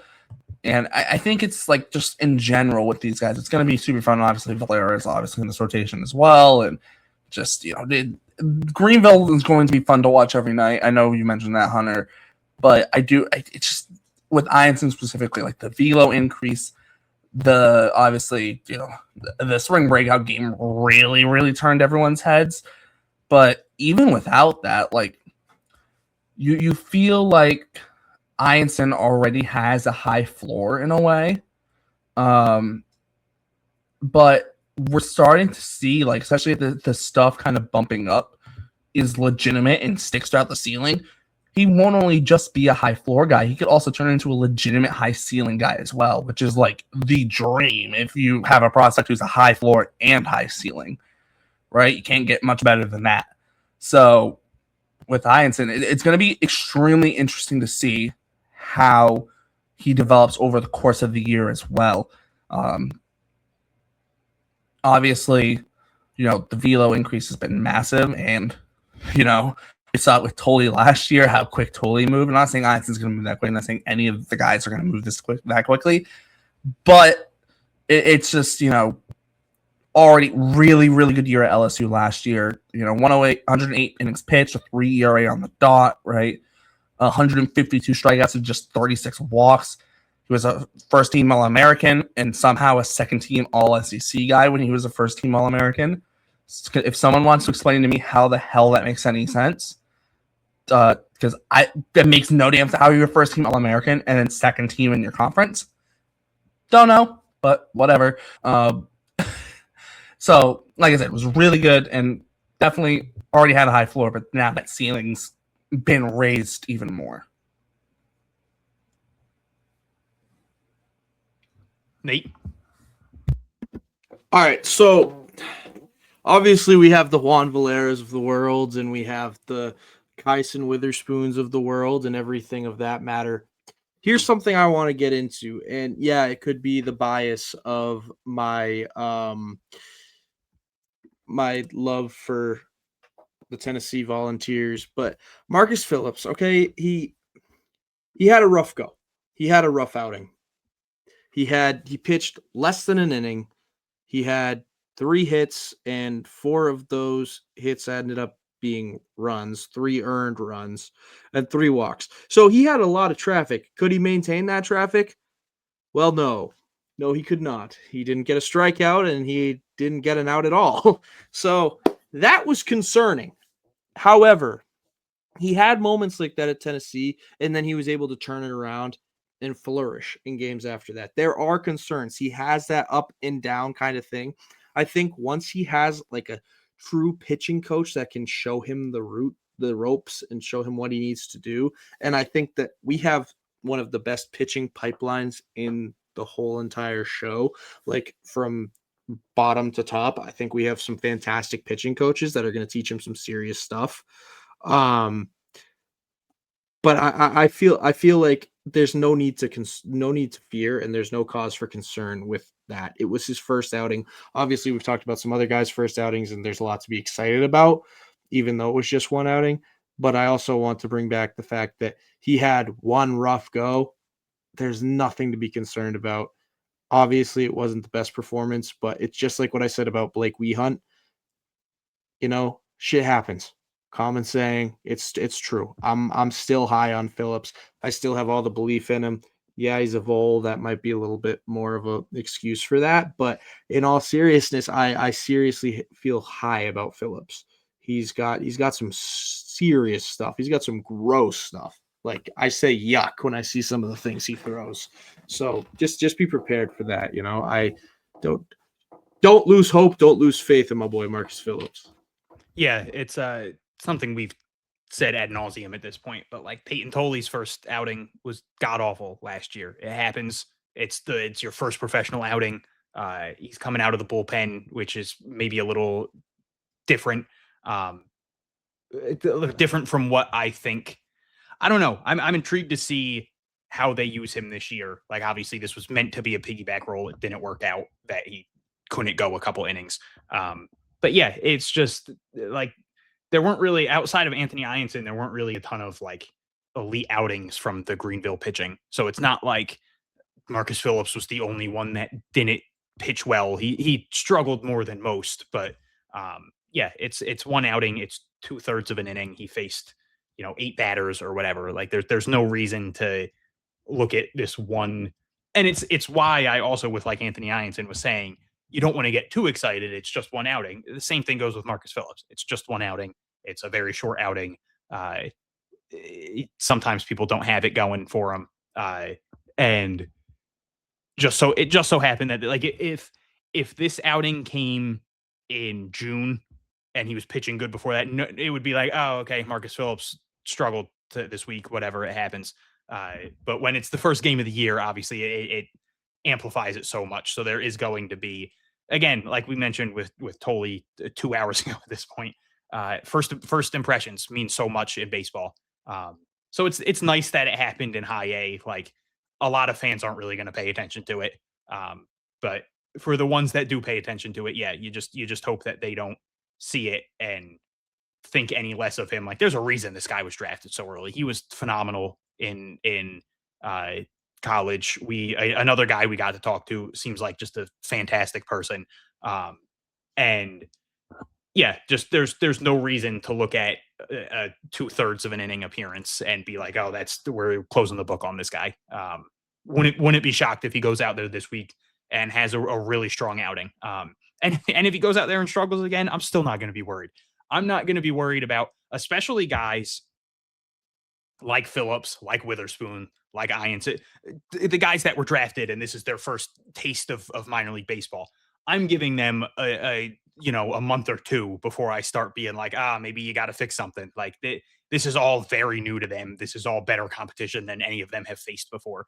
Obviously, luckily he's on Greenville, but imagine the poor pitcher who is making his professional debut and it's like, oh, Justin Gonzales is the first batter I ever have to face. Like, and like, it's not like the Red Sox are the only team with someone as exciting as Justin Gonzales. So like, these guys are all facing people who their fan bases are probably like, this guy's going to be the face of the franchise for the next 15 years.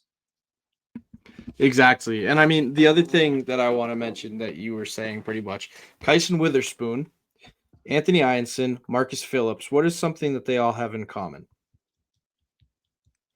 20 SEC guys. Okay. All of them played in the SEC. If you have an SEC player in your organization, especially an SEC pitcher, you are in good hands. You know how many SEC pitchers we have in our organization? I don't, so I don't actually answer that question because that'll be embarrassing for me. But we have a lot. We have some Arkansas guys, we have some Oklahoma guys, we have some Tennessee guys, we have the best Tennessee guy up in the majors. So we have all these guys from the SEC, and they all show promise. Christian Fauch, who unfortunately I'm not going to be able to get into because I got to hop off, but there's so many guys that have potential, and they all come from the SEC. The SEC breeds ballers, absolute ballers. So never fear a guy if he has one bad performance if he played in the SEC, because you don't play. You're not going into the SEC having a bad performance and then going back out the next game and doing it again. You learn from that. You have some serious coaches down there. They will beat you. You will learn. You will get taught how to pitch the next game. You do not hang your head. You pick your head up and you say, next time I'm going to get them back, and it's going to be worse, and I'm going to throw harder. So trust me on that. SEC guys, man, they are different. So different. But yeah, that's all I had to say on that. I have a couple other guys, but I don't have time for that, unfortunately. But I do appreciate you guys having me on. It means the world to me, and I hope to come on again soon and share some more thoughts and information about guys in the system. So Yeah, man. Thanks for coming on. Yeah, absolutely. It was awesome. all right, fellas. I'll talk to you soon. Say it. Thanks, Nate. Peace. Thank you. All right, Hunter, do you have anything else on the pitching side of things for Greenville? Not much. Just want to touch on Witherspoon just a tiny bit. Again, kind of the same thing with Marcus Phillips. Wasn't like he didn't have as bad of an outing as Phillips, but some struggles, 2 strikeouts. Some pitches looked really good, and then it just kind of started to fall apart towards the end. And then just Joe Vagatsky, 3 1/3, 4 hits, 1 run, unearned, no walks, 4 strikeouts. He was one of the few bullpen guys. Calvin Bickerstaff, Joey Gartrell also had good outings. But there was, it wasn't the best pitching week for Portland. Wasn't the best pitching week for Greenville. And then I guess we haven't talked on. Well, I just realized we haven't talked on Montclair yet. 3 1/3, 2 hits, 2 runs, a homer, 2 walks, 7 strikeouts. He's just so electric. Again, I think people are going to look at it and be like, oh, that wasn't anything to write home about. But like, this is a super young guy who throws 100. We're seeing all the stuff come together. He threw some absolutely wicked breaking balls. And it's, to me, the big thing with Juan Valera this year is just stay healthy. If he stays healthy, we're going to see the development go the way that it should go. That was the big thing that hindered him last year. He was very exciting. He looked really good early in the year. He was a top 100 prospect. Then he misses a big chunk of time due to injury, and it falters a little bit when he comes back. We still see glimpses, but he didn't look as dominant. And this start, even with the giving up 2 runs in 3 1/3 innings, it was only 2 hits. It was just one of those, the hits and walks compounded with each other. There was the homer. 7 strikeouts in 3 1/3 innings is awesome, and that's something I think people should expect to see a lot of from him, is a lot of games where he's getting, 2 strikeouts an inning. I forget what I'm pretty sure I had a prediction for him where I said like 12K per 9. So he's already demolishing that. So we'll see how the rest of the year goes for him. But it's weird that, like, he was the opening day starter, which is very cool, but it's weird that a guy who was very recently a top 100 prospect and who a lot of fans are really intrigued in kind of has taken a slight back seat headline wise on this team, because you have the 3 early draft pick pitchers. Also, they're the new shiny toys. Yeah. You have the new shiny toys in those guys. And then hitting wise, you have Justin Gonzales and Henry Godbout, who didn't get to play this week. There was travel issues with him, and Yoelan Cespedes playing so good. Like, there's so many storylines that on days where Juan Valera doesn't pitch, he's going to take such a big back seat, which is just, and then he's going to pitch, and everybody's going to be like, oh yeah, this guy's a freak. So it's just, this Greenville team is a ton of fun. Yeah, they're going to be super fun. I think it's a good time to bump over to Salem. We're closing. We're about to reach a 2 hour and 15-minute mark, and we still have the Salem Ridgeacs. The first games in Salem, well, not in like the franchise history, but like their first games as the Salem Ridgeacs, no longer the Salem Red Sox. And with Salem, I actually want to stick on the pitching side and kind of stay on the pitching side. Dylan Brown had a really, really good start. 5 innings, just the 2 hits, no runs, no hit batters, no walks, 6 strikeouts. You're talking about, if you're talking about, a good way to start your year. That's a pretty damn good way to start your year. And obviously, with it being Salem, sometimes floats a little bit under the radar, but even I saw a little bit of social media chatter on the Dylan Brown start, which was nice to see.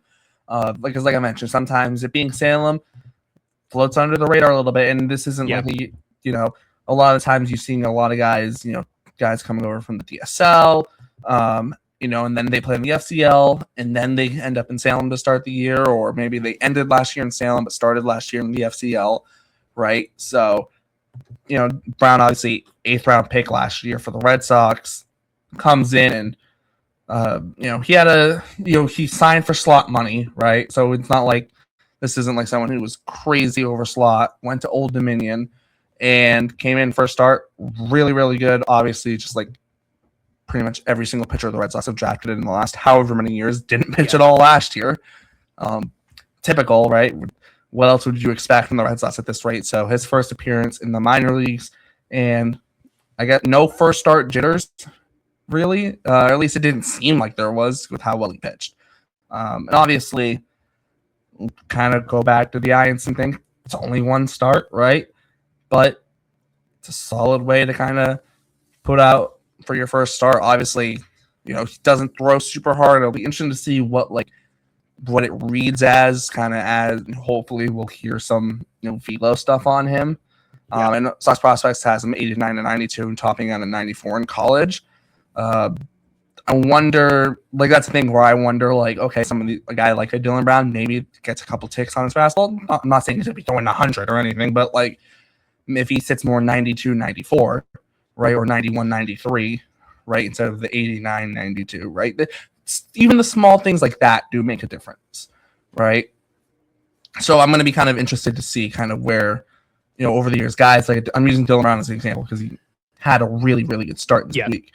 But, it's going to be interesting to see where he sits velo-wise, because obviously the Ianson thing and him jumping from, low to mid-90s to mid to upper 90s in the spring breakout game is okay, holy shit, what the fuck is going on here? And, and we saw it with Tolle last year, right? Tolle hitting the, bumping all the way up to 100, right? Yeah.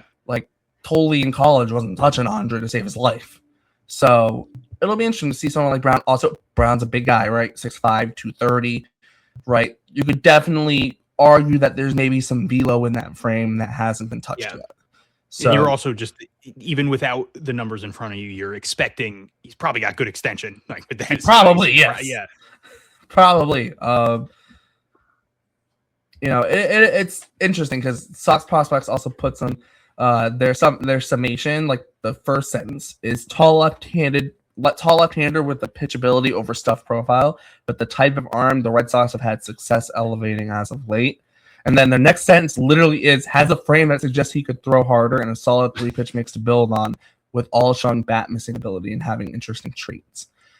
You know what that sounds like too? That also won't be super long in Salem if everything goes right. Yeah. Especially if the velo ticks up. Right, especially if that velo ticks up. Obviously, we don't know. Hopefully, we'll get something about his velo and just guys in general, right? It's always nice to know. But he definitely feels like a guy. Obviously, there's not really any room in that Greenville rotation to start the year. But as guys start to move, I wouldn't be shocked if Browns are one of the first guys to get that move up to Greenville. Yeah. And Dylan Brown in this game, with the 5 innings, 2 hits, no runs, no walks, 6 strikeouts, became so obviously first game in technically Salem Ridgeax history. There was a ton of firsts. So Dylan Brown was obviously the first pitcher ever for them. He got the first strikeout ever for them. He gets the first win ever for them. Funny enough, Patrick Gale is the first ever pitcher to come out of the bullpen for the Salem Ridgeax, and he has been traded since then. So very funny that his only ever Salem Ridgeax appearance is his own is the first ever for them, which is crazy. Starlin Nunez led off the game with a hit and then stole a base, so he gets the first for both of those. Skylar King has the first double, and Andy Azakar gets the first RBI. And who got the first run? Because I know it was on a double play. So Starlin Nunez also gets the first run of Salem. And then also, obviously, we're not on the hitters at the moment, but just I do want to mention in this game, D'Angelo Ortiz went 2 for 4 and became the first ever Salem Ridgeax to get 2 steals in a game. So just a very different player than his father. I don't think David Ortiz ever stole 2 bases in a game. But yeah, Dylan Brown, phenomenal. I completely agree with you. He seems like someone who could have a very, very, very, very short run in Salem. I don't want to compare him to Brandon Clark because they're very different pitchers. Obviously, Brandon Clark was much more electric. He was racking up strikeouts. Not that Dylan Brown didn't get strikeouts this game, but also then there were issues with command with Brandon Clark, which is something you don't see with Dylan Brown. Brandon Clark was not. I don't think Brandon Clark pitched 5 innings in a game once last year. That's something like obviously Dylan Brown does that on opening day. So they're different pitchers in that sense, but I just mean in the sense of like, I think Brandon Clark made like 6 appearances for Salem. I could see that being a Dylan Brown situation where they're like, all right, you've been here for a month. There's nothing else for you to do here. Let's bump you up. Especially with it'll be tricky because we'll see injuries and stuff, and there could be trades, but also like Jedrickson Paez is coming back and he'll be going into Double-A, and Angel Bastardo is coming back. I'm assuming he'll go to the Triple-A bullpen. But I mean, right now I'm pretty sure he's just like back in Fort Myers working on stuff. Extended spring training. Yeah. But so there are guys that need to be brought back in. And then there's also going to be guys coming off the injured list and everything. So it'll be interesting to see how they shuffle things around. But Dylan Brown 100% seems like someone who shouldn't spend a lot of time in Salem. And then I had Christian Fouch he started the 3rd game of the season for Salem. Didn't allow a hit or a run over 3 innings of work. He walked 1 batter, struck out 2. Really excited about Christian Fouch. Cool to see that they had him start. I don't really know what the like long-term plan with him is. But it was cool to see him get clearly they view him high enough that they want to make sure he goes out there and gets a couple innings. And I mean, in the minors, there's always going to be, it's not hard to figure innings out because everybody has like set pitch limits, and even if people don't get to a certain pitch limit, sometimes it's like, all right, we're taking you out anyway because you've pitched 6 innings now. And even though you still have, 12 to 15 pitches or whatever, this just seems like a good time to stop. But that was, to me, that was a big question mark, was what is Salem's rotation going to look like? Because a lot of the other levels, even though there's like a surplus of pitchers at each level, it kind of felt obvious. Like in Greenville, it was like, well, obviously Juan Valera, Kyson Witherspoon, Anthony Ianson. I thought Marcus Phillips might start. Also makes sense that he's just working in a piggyback role right now. But like Salem was the only team where I had no idea what the rotation was going to look like. So it made sense that Dylan Brown was out there opening day. And then you got Madison Frias as the day 2 starter, which I think kind of surprised a lot of people. He wasn't exactly like lighting it up in the DSL, the FCL, anything like that. But then seeing Christian Fouch go out there day 3, maybe I'm reading too much into it, but to me that felt like a vote of confidence for him. And just really cool to see him take the ball and run with it. And then the only other pitcher for me was Devin Futrell. No idea why he's in Salem. He was phenomenal there last year, and then he went to Greenville and was even better. It's 100% just a numbers game. They have too many people, but just still kind of confusing to me because he was so good last year. And then there was buzz on him this offseason. Obviously, Andrew Parker talked about how excited he is about him, but also made it seem like people within the system are excited about him. And he worked with Garrett Crochet, which to me, if you pitch that good and then you go work with one of the best pitchers on the planet, you would think the team might be like, yeah, this is a guy that maybe we want to keep seeing. But I can't imagine he's going to be in Salem very long either. And with the outing he had, definitely isn't going to be there very long. 4 innings, 1 hit, no runs, only walked 1, struck out 6. He just shouldn't be in single A. So I feel like this will be a discussion we have for the next 2 weeks, and then he'll be in Greenville. But I feel like the next couple weeks will be like, oh yeah, Devin Futrell went out there and shoved again, and he's still there for some reason. Yep. That feels like it will be a conversation we'll be having. Obviously he didn't start, but he still pitched 4 innings and 4 really damn good innings on that. Also chuck out just Adam Bates pitched 2 1/3 innings of relief, only 1 hit, no runs, just the 1 walk. Only struck out 1, but as we've mentioned countless times this show, strikeouts are nice, but they're not the end all be all. You just got to get guys out regardless of how you do it. That's all I have on the pitching side of things. Hunter, anything else you have on the pitching side of things? I don't think so. All right, let's bump over to the hitters. Let's start with the 2 guys who hit homers, Anderson Fermin and Stanley Tucker. Both of them went 3 for 6. Both of them had a homer. They both walked multiple times. Fermin had 3 walks. Stanley Tucker had 2 walks. And then Tucker also had 2 stolen bases. Both of them, Tucker scored 2 runs, and then Fermin scored 4 times, with him getting on base 6 times in 2 games.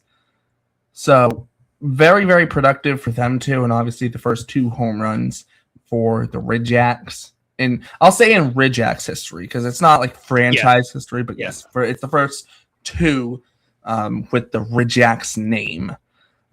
So that was the other first that I didn't get to just because it didn't happen in the first game, and we were talking about Dylan Brown at the time. But yeah, it was Stanley Tucker hit a 3-run homer for the first ever Salem Ridgeax homer.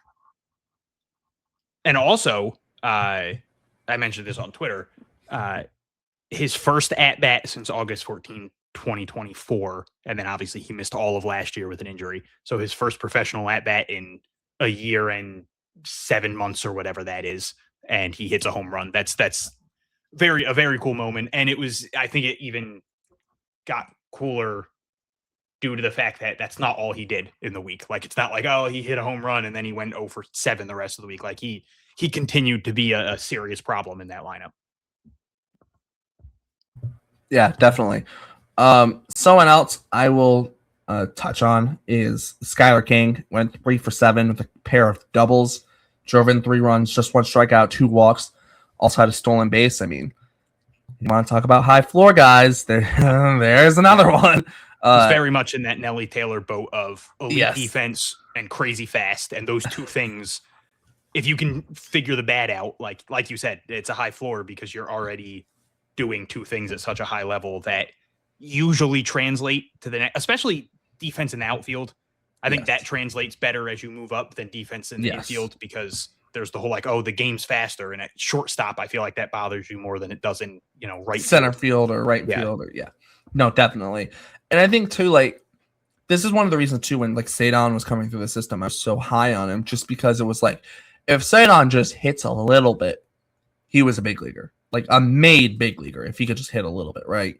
You're getting elite goal level defense in center field, plus worst case scenario, he's a utility guy that you can move all over the place, right? Worst case scenario, he hits enough to be in the lineup every day. He's a Gold Glove center fielder. And what did he do last year, right? Won the Gold Glove. And if guys like Nelly Taylor, guys like Skylar King, they don't to be a big leaguer. Legitimately, they don't have to do they don't have to blow anyone's socks off. I don't want to use this this is not comparing these guys to this guy, but Kevin Kiermaier is the perfect, the epitome of what a high floor player can be, right? Look at the career Kevin Kiermaier had, right? And he obviously, Kiermaier had that one like crazy year where he put up like a stupid amount of WAR. Was like a 5 WAR year or something. Sorry, he had like a 7 WAR year in 2015 where he got down ballot MVP votes. But like that is the epitome of a guy like not going to bring. The funny thing in that year, he had a 99 OPS plus. The guy was basically league average at that, but he was so good defensively, and he was that he literally put up basically 7 wins above replacement, 7 beat WAR, which crazy, right? Yeah. His F4 that year was only 4.3, right? But still, like that's still absurd to get that much value out of just defense. And obviously, Kiermaier is like the elite of the elite defenders. Yeah. But it also kind of shows you like you have those 2 tools, speed and defense, right? All you got to do is hit a little bit, and you are a made big leaguer.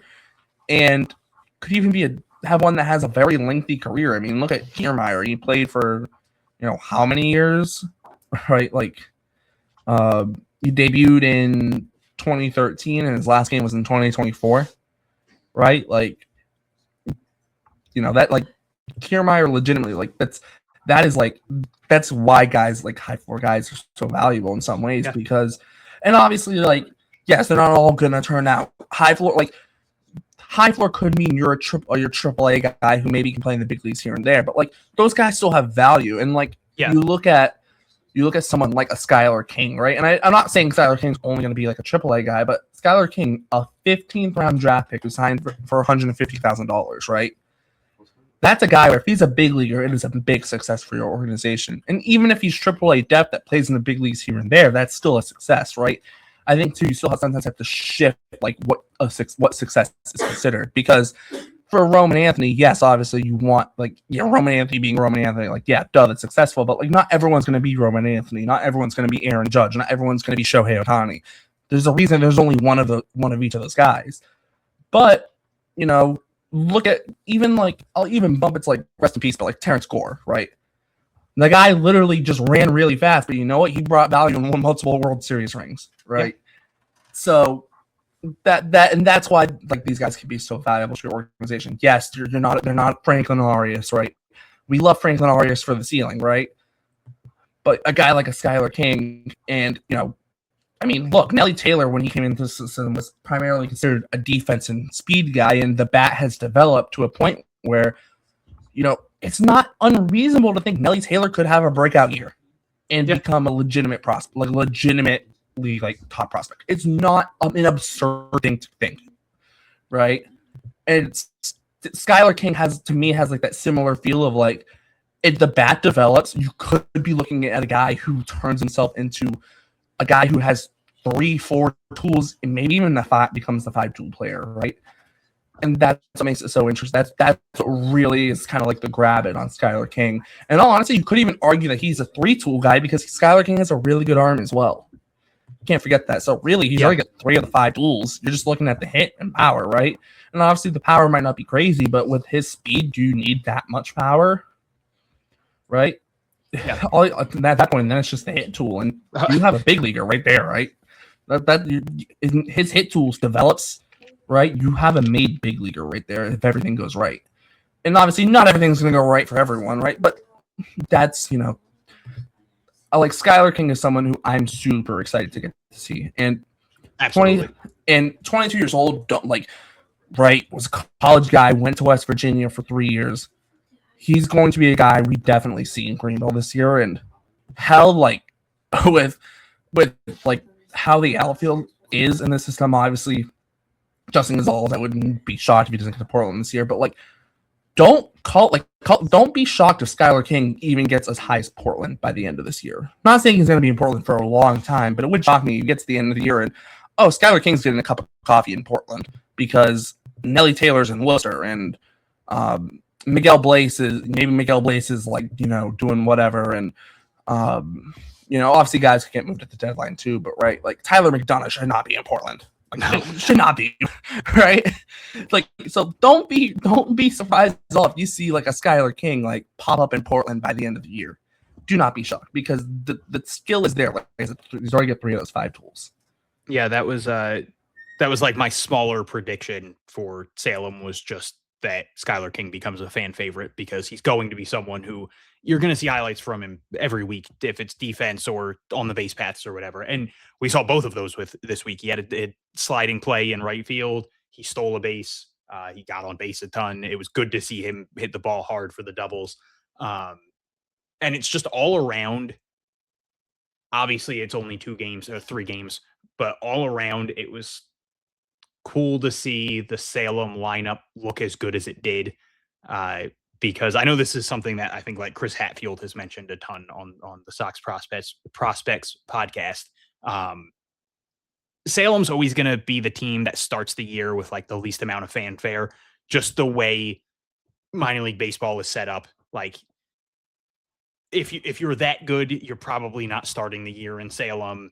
And then there's going to be the guys like we mentioned last week, like Dorian Soto, who's going to start the year in the FCL and will probably make it to Salem by the middle of the year or earlier than that, but by like mid-May maybe, or maybe a little later. But so there's never going to be as much like star power in on a single A roster. And Salem definitely had potential to be like a tough lineup to watch. And obviously, again, it's only 3 games, but it was really cool to see. And they only had 4 extra base hits. Skylar King had the 2 doubles. Anderson Fermin had a homer, and Stanley Tucker had a homer. And I do just want to quickly, because I don't think we did this, Stanley Tucker went 3 for 6 with a homer, 4 RBIs, 2 walks, didn't strike out, 2 steals, didn't get caught stealing, and 2 runs. And then he also had a fantastic defensive play at second base, and he can play all over the place. Stanley Tucker is someone who I also think it wouldn't be that shocking if he moved up pretty quickly. He would not be in single A at this point if it wasn't for the fact that he missed an entire year. Like it's important to remember he also heavily impressed in the Arizona Fall League this off season, and was, or I guess technically not off season, but he impressed in the Arizona Fall League and was an AFL All-Star, one of 2 for the Red Sox, the other one being Luis Perales. But we saw, Anderson Fermin seeing a home run from him, very shocking. That was his first ever professional home run. And like I said, only 4 extra base hits as a team in 3 games, but they were also playing in Salem. You're just not going to get like a ton of homers there or anything. But it was cool to see, D'Angelo Ortiz has 2 hits and 2 RBIs and 2 steals. Starling Nunez had 3 hits and a steal. Skylar King, obviously, we mentioned, and he had a steal. Andrew Zapata had a steal. Stanley Tucker had 2 steals. So I think that's going to be a big part of this team. A big part of their identity is getting on base a ton and stealing bases. Like Anderson Fermin got on base 6 times and did not steal once, which is shocking because that's a big part of his game. But obviously, like for one thing, you can't steal if you hit a home run. So, but just all in all, it was really cool to see Salem put together some good offensive performances, because that just doesn't feel like it'll be the identity of the team. They have some intriguing pitchers, and then they have players that should stand out defensively. Again, Stanley Tucker and Skylar King being 2 of them. Andy Azakar is a solid defender. Fermin's a solid defender. Avinson Pinto is a fantastic defender at shortstop. So it feels like the identity is going to be kind of the Red Sox identity, which isn't working out for them very well right now, is pitching and defense, run prevention. But to see them go out there and score runs and get some big hits, and you're seeing like the quote unquote veteran guys like Stanley Tucker, like Skylar King, even though, I mean, he's barely played minor league baseball, but he's a little bit older because he played college. To see them go out there and do things. Ty Hodge, undrafted free agent, he went 2 for 7 with an RBI. Luke Heyman had his first hit in the organization, and he drew a couple walks. So there's definitely still a lot of talent offensively. It's just not a ton of star power, but there's a lot of guys that could break out, and a lot of guys that are going, even if they don't like break out, are going to put up a lot of good performances. Like Andrew Zapata went 0 for 7, but like I said, he did have a steal. He's going to steal a lot of bases if he gets on. And he's probably going to hit some absolute moon shots too. Starlin Nunez, he's another guy who it's like, I don't know how long he's really going to be there. He was there all last year and was really good. But while he's there, he's going to continue to be the spark plug that he was all of last year. So I think the heavy hitters for them are going to be like Stanley Tucker, Andy Azakar, Skylar King, but you're going to see other guys contributing. We're going to see some big games from Luke Heyman. Like that's the whole thing with him is he's a really good offensive catcher. And when we were discussing him last week, we weren't sure where he would go, Salem or Greenville. And it does feel like they went Salem so they could have him catch because in Greenville probably wasn't going to happen as much. And this way he can catch while D'Angelo Ortiz and Frederick Jimenez are the first baseman. Because even though he's probably of like all they added a ton of catchers this offseason. We've talked about that a ton. He's probably like the least defensively inclined. He's also got the highest ceiling with the bat. So there was that immediate thought of, do they just kind of immediately say, hey, go play first base and just be awesome offensively? Because we have 900 other catchers that we can try to figure out defensively. This tells me that it sounds weird because starting him lower in the system tells me that they have high hopes for him because this is their way of saying, go catch and figure it out. And let's see if we can get you to improve a little bit there. Because if he becomes a good defensive catcher, that could be something special. I don't want to put too much hype onto that because it's kind of what I feel like what happened to Nathan Hickey was the talk for like 3 years was, man, if the defense comes around, the bat is that good, and the defense just never really came around. And now he's still got a good bat and he's a solid defensive first baseman, but the hype's just not there because people were so excited for so long and it just never clicked. But I mean, every prospect's different and there's a ton of reasons to be excited about Luke Heyman. And then just like Ian Fernandez, another guy, he just went 5 walks. Yeah, 5 walks. 5 walks is crazy.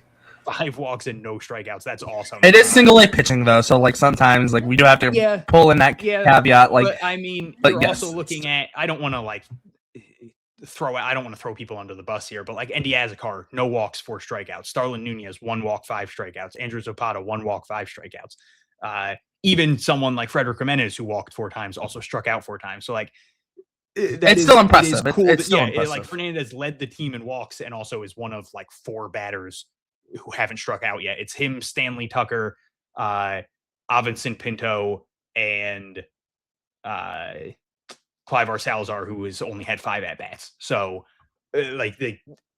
still, I completely agree. It's single A pitching. Not all walks are built the same. You're going to see at-bats where it's just completely non-competitive from a pitcher. But not all of them were. You know, he was doing a good job of working at-bats, and he doesn't have the scariest bat, so it's good to see him finding ways to get on base and make a big impact. And that was big for them this week. He was working a lot of counts and helping them chase pitchers out of games. So that's something that they're going to need from a lot of people because the offense showed a lot more fireworks than I think anyone was really expecting, which was awesome to see. And I'd love to see that continue. And I think there's a lot of guys that can continue to make that happen. But also, again, it was just 4 extra base hits. It was all about them getting on base and manufacturing runs. And he was a huge part of that. Yeah, definitely. I don't have anything else left for Salem. You good on that, Hunter? Yep. All right, cool. We are now going to be moving in to our new closing segment. Guess the process is officially dead, as I mentioned last week, and I mentioned at the end of last season it was dying out. We are going to be calling this Farm System Frenzy just because it's going to be a little bit all over the place, but I think it'll give us a chance to kind of highlight some different guys and not with Guess the Prospect. We try to keep it to just top 60 guys, so I could spin a wheel and randomly pick one. But you start to run out of guys eventually. Yeah. So we're going to change it up. So I've cherry-picked some stats that'll highlight some guys in the system. Today we're going to be doing 2. We'll be doing 2 today. Is it current stats? We're going 2026 stats. Well, we're going from stats from last year right now. Okay, that makes Just- more sense because I was gonna say it might be a little too obvious right now if you're like, oh, this guy has 2 home runs. Like I think Justin Gonzales is the only, or him and like Nick Sogard and Yeah. Mickey Gasper. Mickey Gasper hit 3 this week. So like, what is this? I'm losing my mind. Worcester was a long time ago. Okay, that was almost 3 hours ago. All right, let's start with the. I'll start with the pitching stat. Okay. What Red Sox pitcher gave up the least amount of home runs in the most innings pitched? So basically, there is a tie for least amount of home runs. So out of those pitchers, which did it in the most innings pitched last season? And that This is is annoying because I know there's someone that I've highlighted. and like that is an 1,000 times affiliated in ball articles. as well. So all these are an affiliated ball. So I'm not including people in like the complex league with DSL.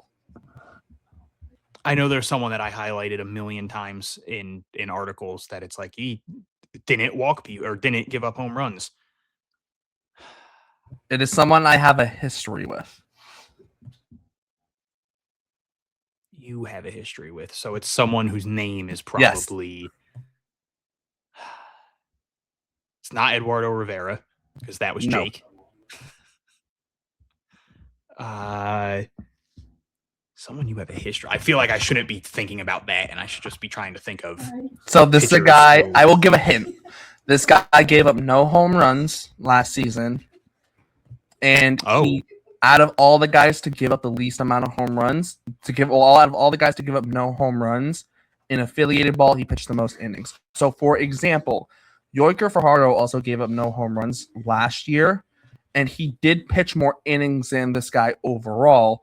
However, 20 of those innings came in the complex league, so those innings don't count towards this.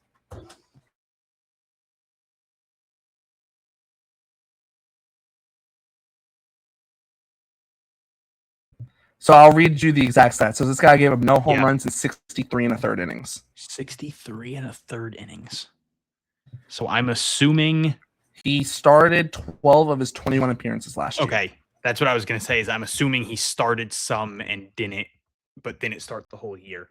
I don't think Futrell pitched that many innings. And his 2 levels, I'll add on to it. We'll give a little couple more hints.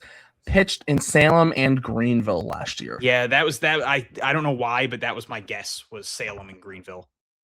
Well, we know Salem helps.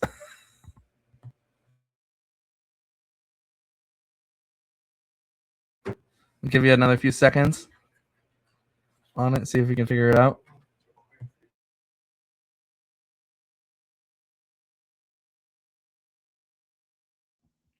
This is frustrating because the annoying part though is you mentioned that Yoiker Fajardo also did it, and I'm like, that's probably the guy I was thinking of. That probably. Like, oh. Hold on, guy you said it's Shea Sprague. Nope. It? No. Oh, okay. Then it's Austin Ehrlicher. Yes, it is. Austin Ehrlicher gave up no home runs in 63 and a third innings last year. I don't know why I went away from guys you've had issues with. I just had to think about it for a minute, and I was like, wait a minute. Who are people that he messes up the names of all the time? Yes, exactly. And there was one. The other one, we're going to switch to the hitting side of things. We won't always do 2 every week. We might only keep it to 1. Other weeks we might do 3. We'll figure it out. If we have someone else on, we might bump it to 3 and kind of do it. Who can guess it first? Best of 3. I want Jake to know I'm keeping track, and I'm now ahead of him 1-0. I don't care that he's not here. I like that. And then if you don't guess it correct, if you can't guess it, then like, what, do I get a point, or does this go to the bank, or? We'll find it out. We'll figure it out. I just want to win. That's all I know. That's true. Jake's now going to pop on in the end of our shows just to not let you have it. All right. Next one. This player is the only player in the Red Sox system to have a top 10 highest fly ball rate and a top 10 lowest infield fly ball rate. Ooh. I thought I would be better at the hitters. because I was kind of just expecting like, oh, This is also guy very hit cherry picked as 20 well. doubles. This is very cherry picked.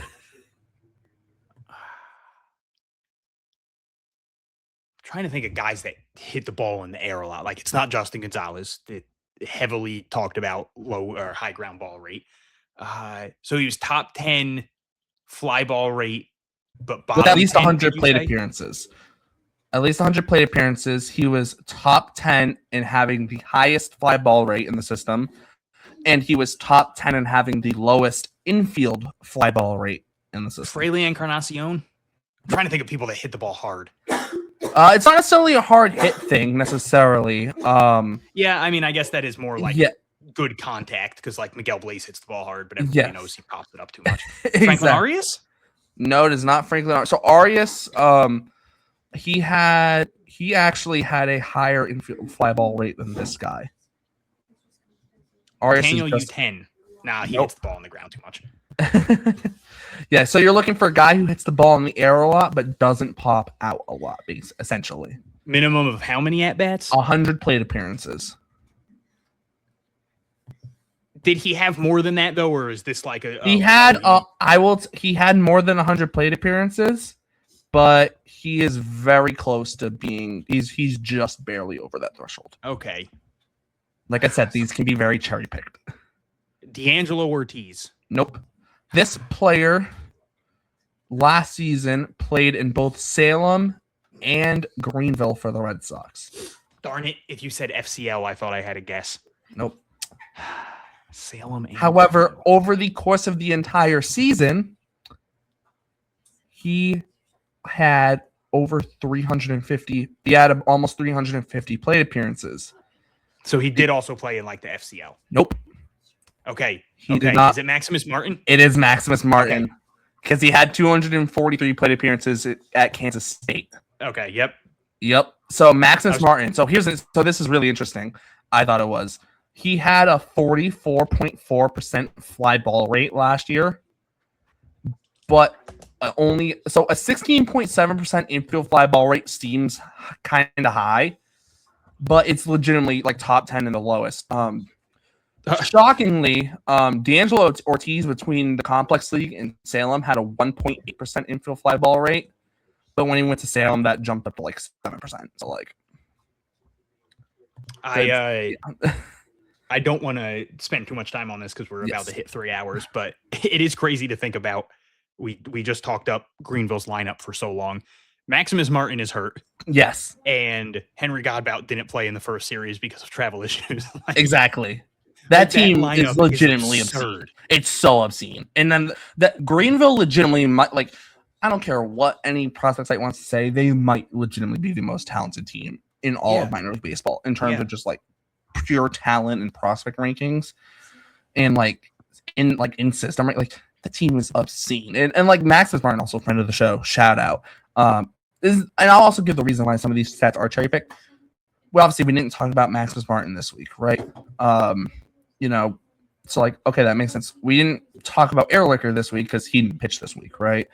So this is going to be a little bit of a way for us to kind of maybe highlight guys we don't talk about as much, or maybe we don't talk about that in that specific week a ton because maybe they had a good week, but other guys just went like crazy at their level, right? So it won't be as. I missed this when you explained it. Are you just like looking up? Like, are you like, I want to? How are you finding out these stats? Like, did you go? I want to do something about fly balls and infield fly, and then go to like. No, I just kind of was looking around stats and like seeing like what was interesting and like what was like. So like I was looking around like BABIP. I'm like, what about like who has like a low ground ball rate, or I was looking at pitchers, like who has a low ground ball rate for pitchers. Because I'll actually give this one away. I was thinking like, oh, who has the low ground ball rate, like the highest ground ball rate among pitchers? But it's like Brandon Clark, who isn't in the system, Josh Winkowski, who's long gone, and then like Tanner Houck is third for his 15 innings in the minor leagues when he was rehabbing. And then the next ones are like, it's like Jose Bayo, which is cool, Jojo Ingracia, and then it's like Richard Fitz, who isn't in the system. And then like your next affiliated ball guy is the unfortunate thing of just, it's Yordan Monegro, who like a pitcher this year, right? Or very likely isn't. So it's like, okay, the ground ball, like high ground ball pitchers kind of got shot in the foot, right? Yeah. So it's like I pivot. I'm like, maybe someone didn't give up a lot of homers, and it's like, oh, Ehrlicher didn't give any, and he did it in the most innings. I'm like, that's a cool thing, right? So we'll kind of pick up on some stuff. It might be some fun stuff. Sometimes it might be over a year, over like last season, early this year. We might get to a point this year where it's like over a month span or even a week, right? Depending on like if someone had like maybe someone was hit by a pitch 3 times in a week, right? That could be like a fun thing. Yeah. Right. So we'll just throw it around, give different guys some shine. I like it. And I also like the fact that I'm now up 2-0 on Jake. Nothing you can do about it. You're up 2-0 on the Invisible Man. You're up 2-0 on nobody. So, all right, we're gonna wrap it up. We're second week in a row under the 3-hour mark. Look at us. Look, we're improving. Totally improving. Wait till we have a full slate games next week. I'm still a little bit scared for that. Sorry, Jake. Yeah, that's rough. It took us 3 hours, and most teams played 2 games. Yes, that's a rough one. But we'll be back next week with more minor league talk. As always, for Hunter, my name is Derek, and actually for Nate too, who had to leave us early because we go on forever. Thanks for tuning in, and we will see you next time.